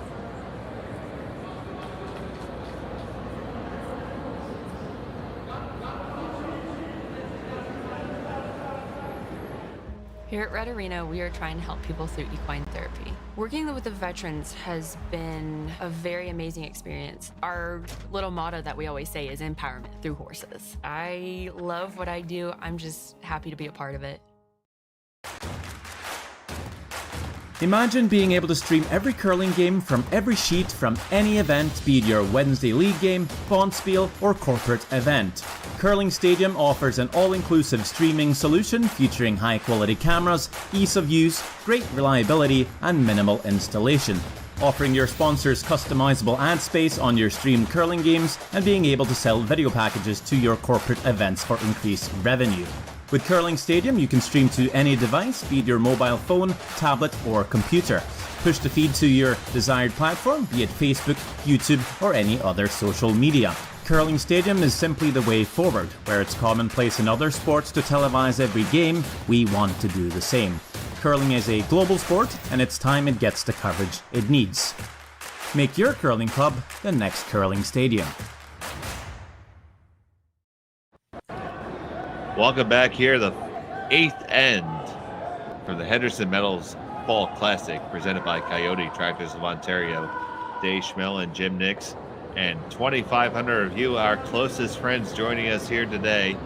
And we just saw one pistol of a shot for Gushue to get his deuce in end number 7. Yeah, truly an incredible shot by Brad. I mean, it's a shot that I'm sure that Morozumi thought he had at least a steal or a give up one when he in his guard finish, and who could blame him, really? It just seemed like an almost impossible thought to even take a run at that shot, and Brad did it and made it perfect. And you just nothing more to say about it. It was just, even for most people, that was a 1 in 1,000 shot, and more power to Brad for throwing that shot. Things could have went bad, but they didn't. So great shot.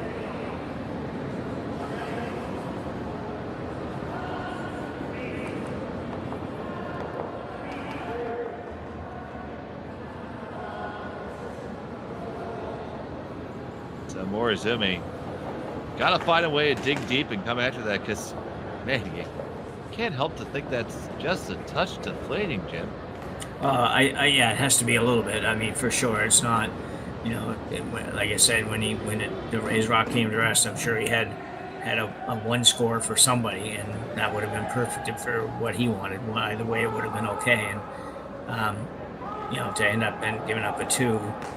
You go from where you have a chance to win in the last end to really trying to get a deuce, and you still have a chance to win in the last end, but now you're trying to get to an extra end, probably more so than win in this end, and that's not nearly as good, But and this Gushue rink is no stranger to extra ends, and no extra ends last night. Well, exactly, yeah. But you can't do anything about it now, so you got to go, like you say, you got to go after it and try to get your deuce, and they certainly seem to know how to manufacture some points, so see how he gets along. Oh, they certainly do. It was a great series of shots by the Morozumi rink to set that up, and it wasn't like Gushue's team was missing things either. It was just excellent shot making on both sides. Yeah. So Morozumi is looking at these two stones here. He's going to let it draw underneath one of his corners.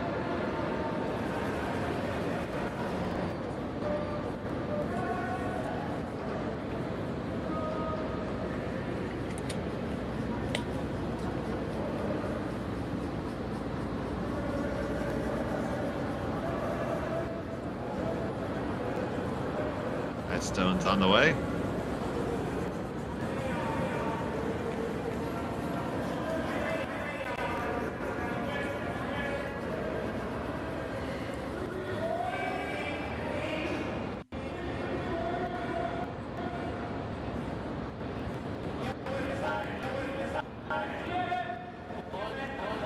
And settles in under cover. Yeah, pretty darn good spot, so Brad's going to rip a guard here. Yeah, you don't want to start. He could go around and pick it out, but Morozumi makes it better, and you just don't want to get into anything too adventurous here in this end.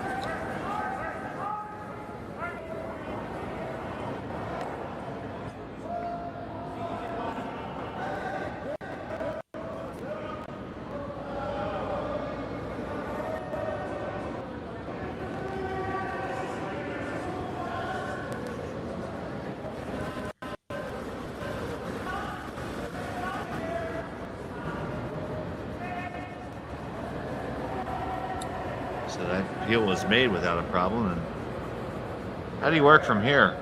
Well, that's a good question, because now you're playing to kind of just move that yellow one and roll behind the corner, but you're not going to be on the rings in a minute, so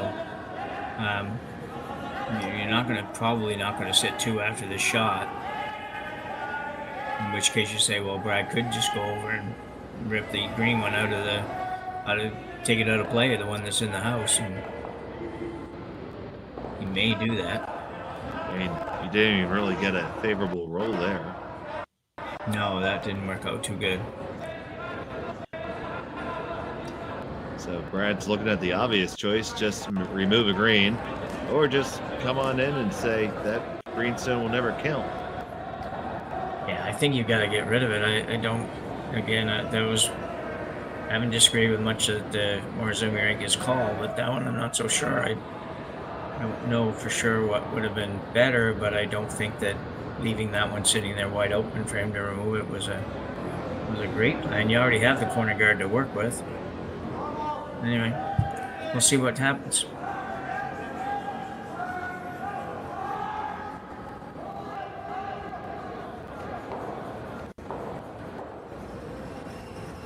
Especially because you're already down to third stone, so you only have 4 more to go.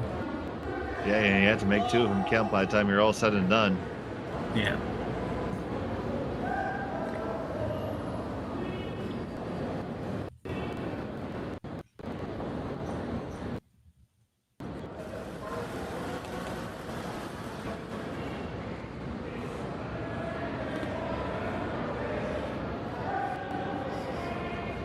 So now timeout's been called.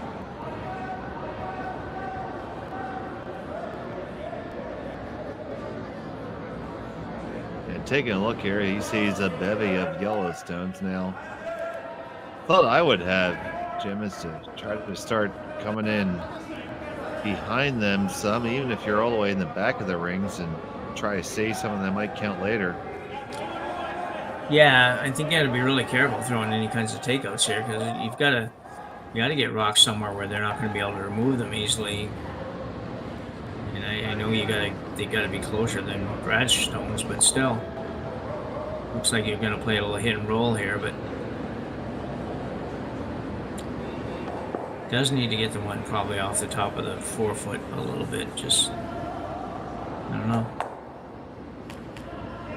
So it does look like the hit's on the way here.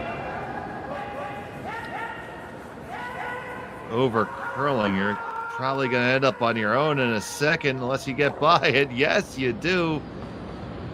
But Not I don't think that helped you. Yeah, I don't think that helped you too much. No, I know. That's the problem. It's just, he threw pretty firm weight, so you wouldn't want to throw it any harder. And can't afford to roll out. So I don't know that really did you any good at all. To be honest, you could have gone around that one even, and would have been just as well as where it is now. So it'd be tough getting 2. So here's Nichols. Mark would probably Just like working to sit right there. yeah. Not going to miss this too often, and you're just working a math problem right now. Yeah. They lie 1, 2, 3.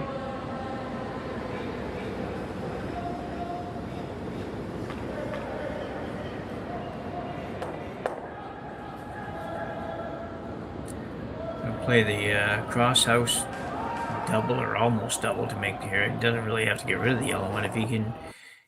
This is a little bit flat. He's gonna have to throw this really hard, but if you can get it going the right way and actually nose hit the yellow one, you'd be behind the guard, which would be good. That's good. This is going to have to curl to do that. Right now it's dead on the nose, hits, and it only rolls a fraction.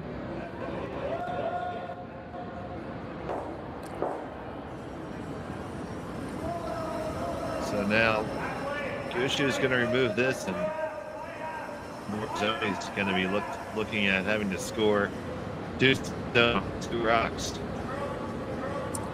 Yeah, that was a pretty adventurous shot. That was going to be really difficult to do, and I don't know, I might have done something with that high green one. Maybe just try to tap that behind the corner and open up the one on the top of the button, top of the 4-foot rather. That might have been a better option. Yeah, Jim, I feel like that shot had to be thrown the rock prior. Yeah. Yeah, you're down to your third last stone. I don't think you really want to be throwing that kind of a shot. And Team Gushue calls timeout. Yeah. Squad will come down, and this is just, I'm assuming you're just doing this here to make sure you're not missing anything.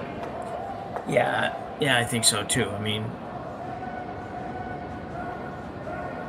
at first glance, it's a simple call. You just eliminate, you get rid of that green. Maybe try to flop in towards the center somewhere, make things a little bit more complicated than they already are, even for Morozumi. But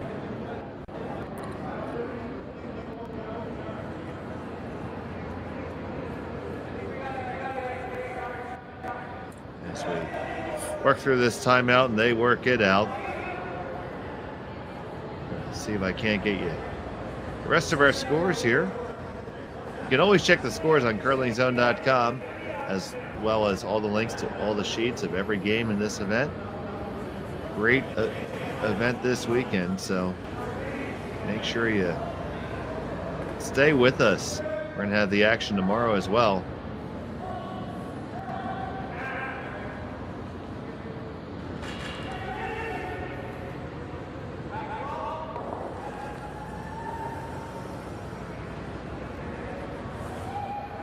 Brad Gushue coming in for his first of 2. It was Epping 7-5 lead in the 8th over Jacobs. Howard 6-3 over Retornaz, and Carruthers 7-4 over Klima. Right now, all our games are in the 8th end. And here's Gushue with his first.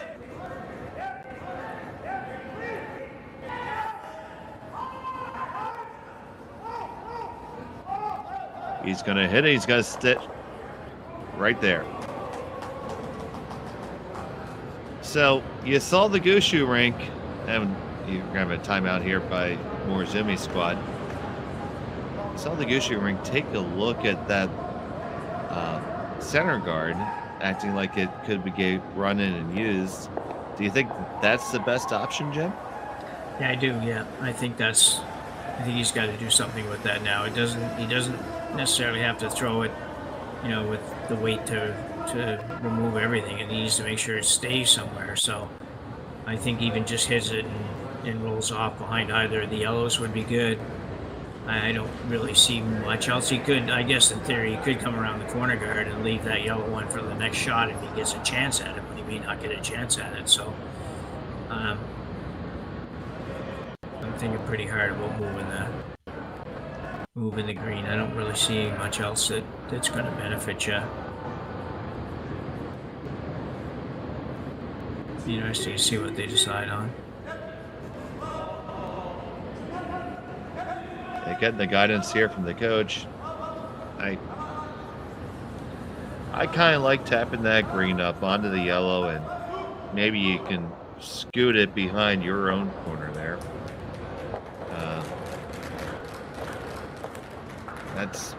That's my thought. So you stand a good chance of at least leaving your shooter in play as well, so you'll have the rock you're throwing and another one to use. Yeah.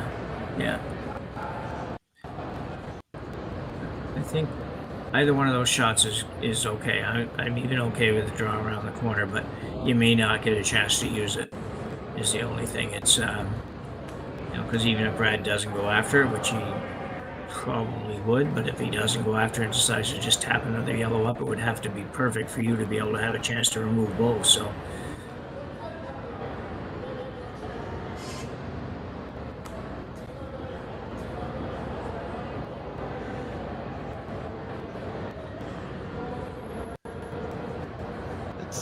None of these options are going to be ideal, for sure. No, they haven't really developed this end the way that they would have liked to develop it, for sure.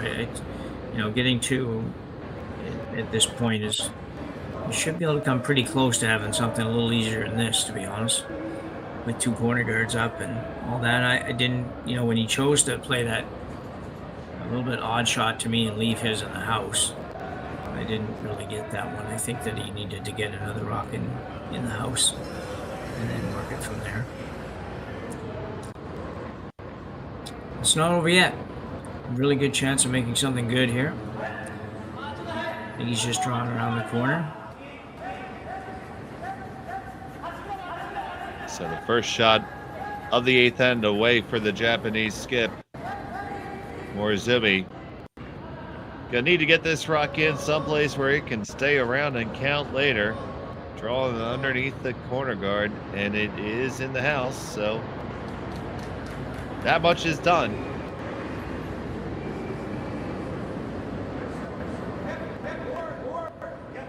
Yeah, good shot. It's you're gonna need a little luck here somewhere. So for Morozumi now, he needs Gushue to tap this in a position where he can make a run back W with his green one. Probably, because he probably won't get a chance to do it any other way. Brad probably will move that yellow one far enough that he'd never be able to come off that. I think he'll at least probably have a shot. It just might be a little tougher than your average bear, as they say.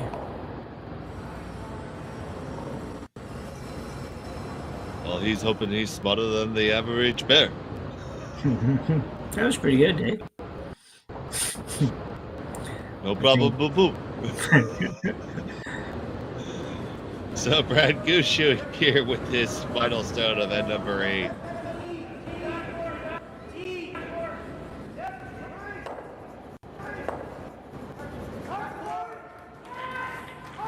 He's looking to tap one up to line 2 and make it really, really tough on Morozumi here.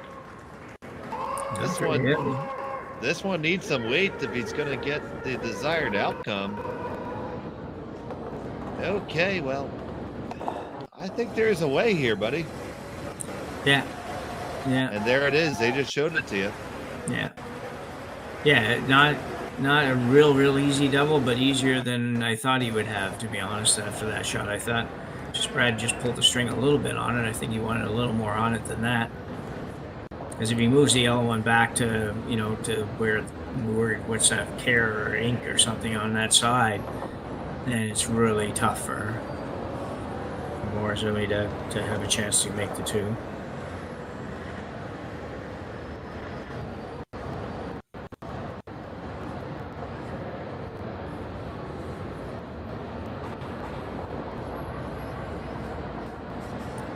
Probably be only fitting though if we had an extra end anyways. I think we seem to be good at that. Yeah, that's it. Not that we really have a lot to do with it, but still we'll take credit for bringing the coverage. Absolutely. So Yusuke Morozumi, he's a double takeout and stick to force the extra here at the Henderson Metal Fall Classic, brought to you by Kioti Tractors of Ontario. Final stone of the 8th end is on the way. On it, right out of his hand. Working the line. This looks really close.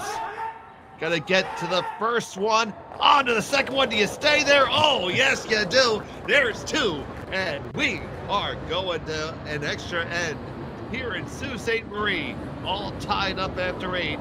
We'll be back right after this.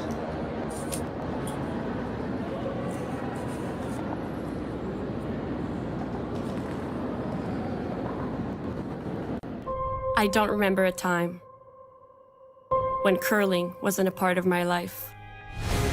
When I wasn't putting in the sweat and hard work to be the best that I can be. Clocking in the time, the effort to practice day in, day out. Curling is more than just a game. It's a family, a community. And when it's time to play, I know I'll be ready. Hardline, supporting hundreds of our next generation athletes.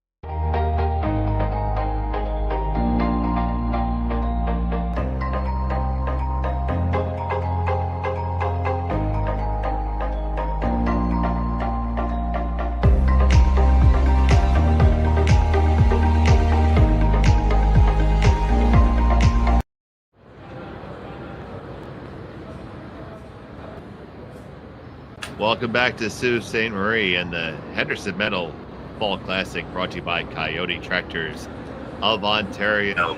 We are all tied up after 8 ends of play.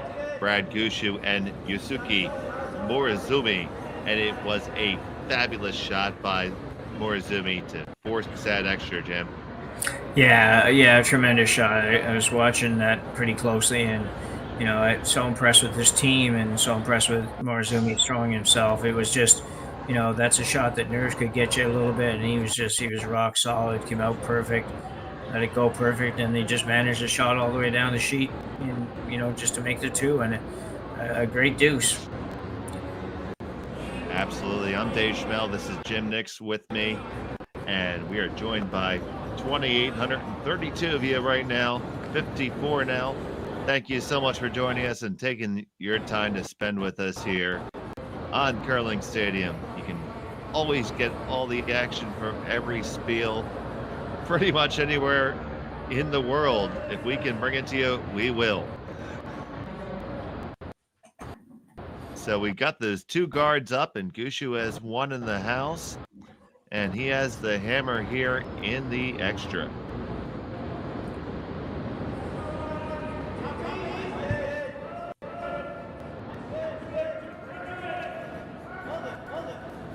So Brad playing the second one right into the rings.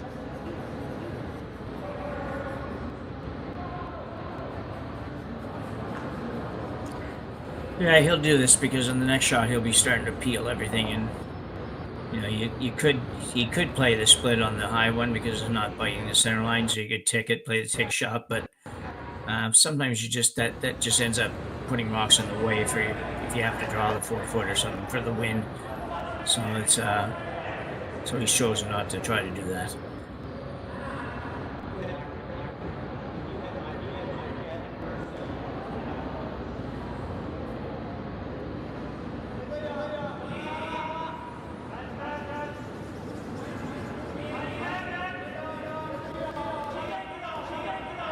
So with the out hammer here in the extra, Morozumi's squad trying to set the steal, and they are going to bring one a little closer in here and get up close and personal with those Gushue stones and give them a little something to think about.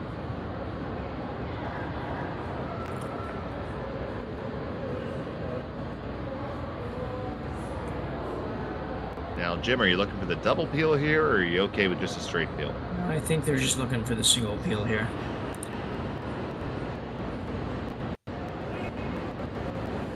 They will Jeff look Walker. for the double peel a little later probably, but not just yet, sorry.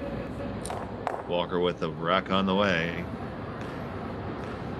Goes away without a problem. That's the real Jeff Walker.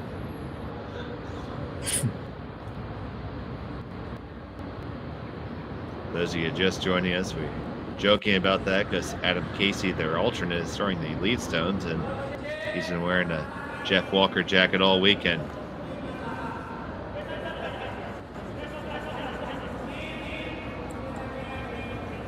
And he's worked very, very hard. Jeff will be not in a big hurry to get that shirt back, I don't think. It needs to take a turn through the wash for sure. Yes, yeah. They got that one over, but it was a little touchy for a little while coming down there. But really good for them having that maximum distance because, you know, there really isn't a good double peel here. No, I think they might take a little bit of a run at this one, but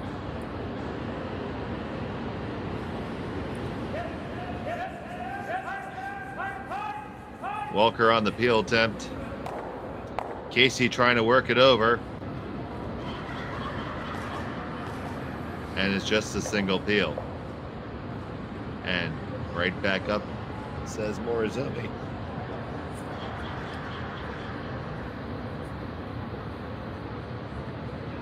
We're going to see a little bit of that before we make a little bit more aggressive move here.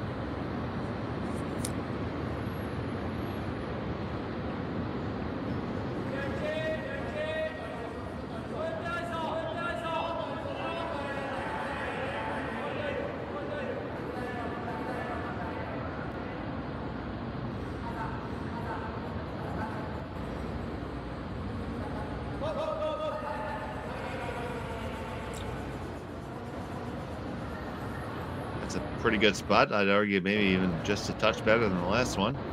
yeah, I think it is. I think that's perfect. I think it's, you know, like you say, it's certainly got maximum, almost maximum distance between those two, and they're almost straight lined up, so it'll be a challenging double to make, so I'm probably not even going to try, just give it to the high one.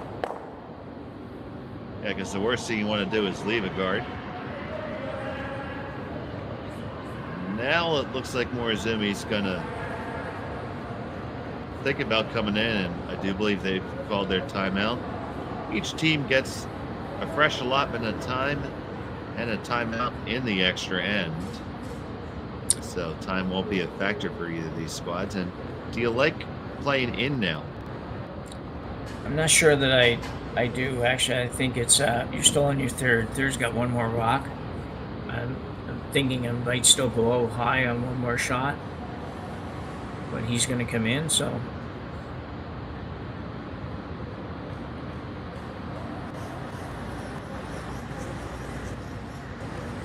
I'm just thinking if you put it in there, and it might be that Brad runs the guard into it, and you might have shot for a couple of minutes after that's done, but I think it's going to be an easier job for him to take rid of yours. So I think I'd go one more guard.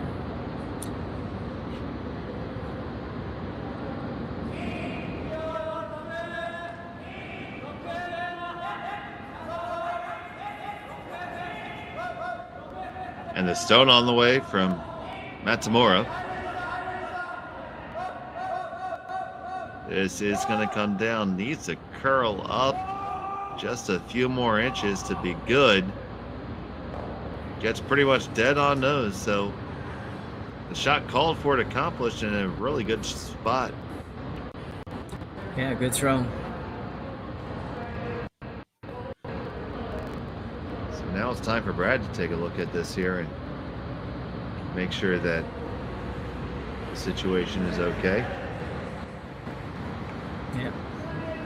Rather demonstrative swipe there by Nichols. Yeah, I know. That was a very interesting. I don't know if I ever saw Mark look that emotional or whatever you call it on a shot. He's just like, we'll give it a big swoop. He's going to try to rip everything out of there, I think is what that's supposed to mean. Well, that has the way to do it. They're on it right out of his hand. Jeff Walker trying to hold it out there. 1, 2, and you move it, and it rolls that Morozumi rock out to the side, but most importantly, out from multiple covers. So a lot of granite moved right there. Let's take another look. Yeah, you can see Mark's going to throw this very hard. It's hard to believe that both the greens would actually go here, but hits it in just the right spot, hits it thin with lively rocks and quick ice. It's a very makeable shot. He doesn't get rid of that green one, but he puts it to where he needed to get it, and that's really all he was looking to do. The odds of Morozumi scoring now, I think, are much less than they were just a minute ago. It's, we know that Brad's can easily draw the button, so you're going to have to be very good on this. Looks like they're going to have their timeout now. We thought they took it a while ago. I guess they were just chatting before, so they're going to have a little chat about it now. Would he consider a long guard here? Yeah, I think you'd consider it, but I think he's going to probably come around. I actually don't mind the long guard. It's because the problem is if you don't put it perfect and he ever doubles both of them off, you don't get a shot at this, and you really want to have a shot at getting one in. So I think you'll see him play that come around here. If you could line the long one up, that would be a good shot too. Yeah, we're coming up on skip rocks here in the extra end. It's tied up at 6. Yusuke Morozumi against Brad Gushue. Thanks to everyone who's just joined us from the other games. Dave Schmel and Jim Nix here with you. And it's been a dandy of a game. And Morozumi trying to find a manufacturer a steal one here to keep his hopes alive here. And he is going to come under after the discussion and the timeout.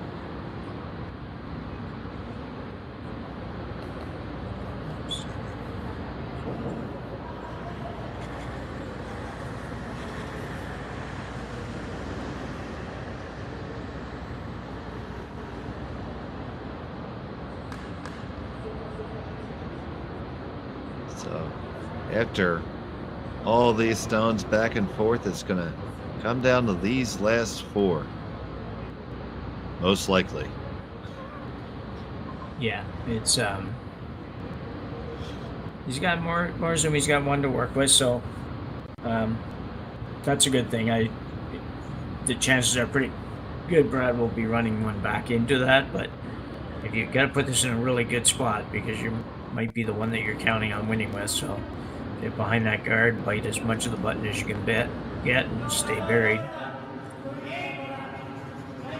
So Morozumi with the delivery here coming from the intern side. Wants to get under cover.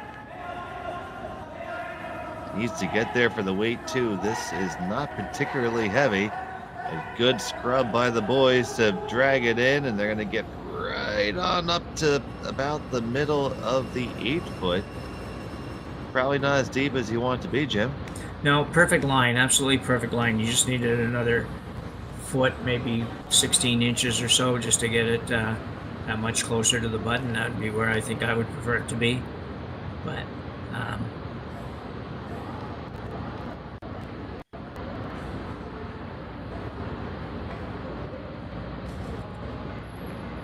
now, there is a triple available, but the triple is going to leave a guard. yeah, I think he'll try to take this over the top of the rock by Mark's right hand side, well, left hand side. We look this way, but on the overhead right hand side. So I think he'll try to take it on the outside of that. So his shooter goes away, and they both go away. Gushue with his first stone in the extra. On the one, and jams onto the second one and leaves his shooter about 18 inches off the center line. So, for all the marbles, where do you put it? Yeah, that was not a good result for Brad at all. I think you're coming around that one, or you're bumping it up, one of the two.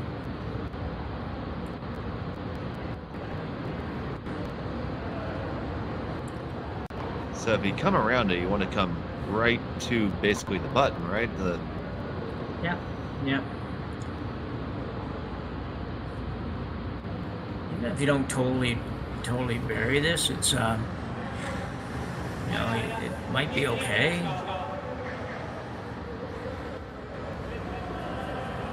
Or a couple different options for sure, but it looks like they're gonna elect to come just right up to the top of the button and make that scoring area extremely difficult for Brad Gushue.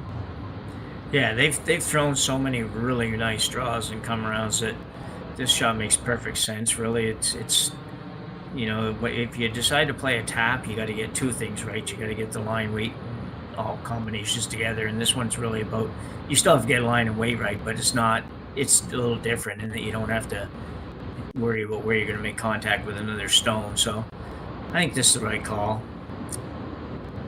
So a deep breath from Morozumi, and here he delivers his final of the extra. He's got to make it tough on Gushue. He just threw this draw, needs to get it to go on the same line about 18 inches further. It will be perfect. Might be a little heavy. Not laying much of a sweep on it now. Nichols is going to try to escort it back, and it's going to be on the back four, and he just gave him a catcher there. Timeout is called by Team Gushue. Yeah, so close to being perfect again. Basically take those two rocks and add 14 inches to the first one, take 14 inches off of this one. They're both perfect, but he has left backing. It's not a lot of backing, and it's not a real easy shot, but it's just really just a draw to the 4 foot if you think about it that way, and you don't have to worry about anything else, and then you know it's going to curl for you. So I would expect Brad to be very close to making this or make it. So Brad Gushue sells in on the intern. His final shot of the extra end. Needing to grab full 4 foot. On it right out of his hand. Now we're off. Escort it down. Keep it clean. Back and forth. Off and on. Needs to curl just a touch now, Casey, to put the last licks on it. Work it over. Got to get it over a little bit further than that. And you do, and that will be good for the win. A beautiful draw for the victory for Brad Gushue, and he will win 7-6 over Yusuke Morozumi.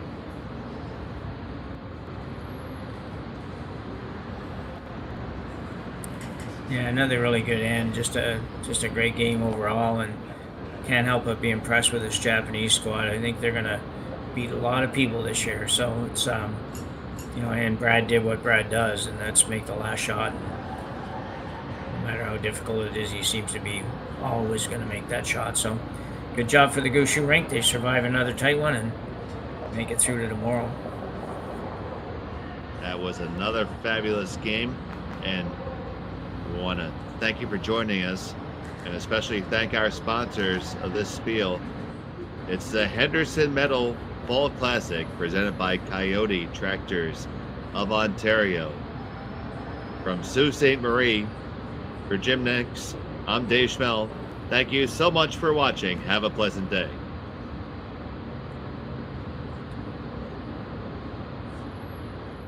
I don't remember a time when curling wasn't a part of my life. When I wasn't putting in the sweat and hard work to be the best that I can be. Clocking in the time, the effort to practice day in, day out. Curling is more than just a game. It's a family, a community.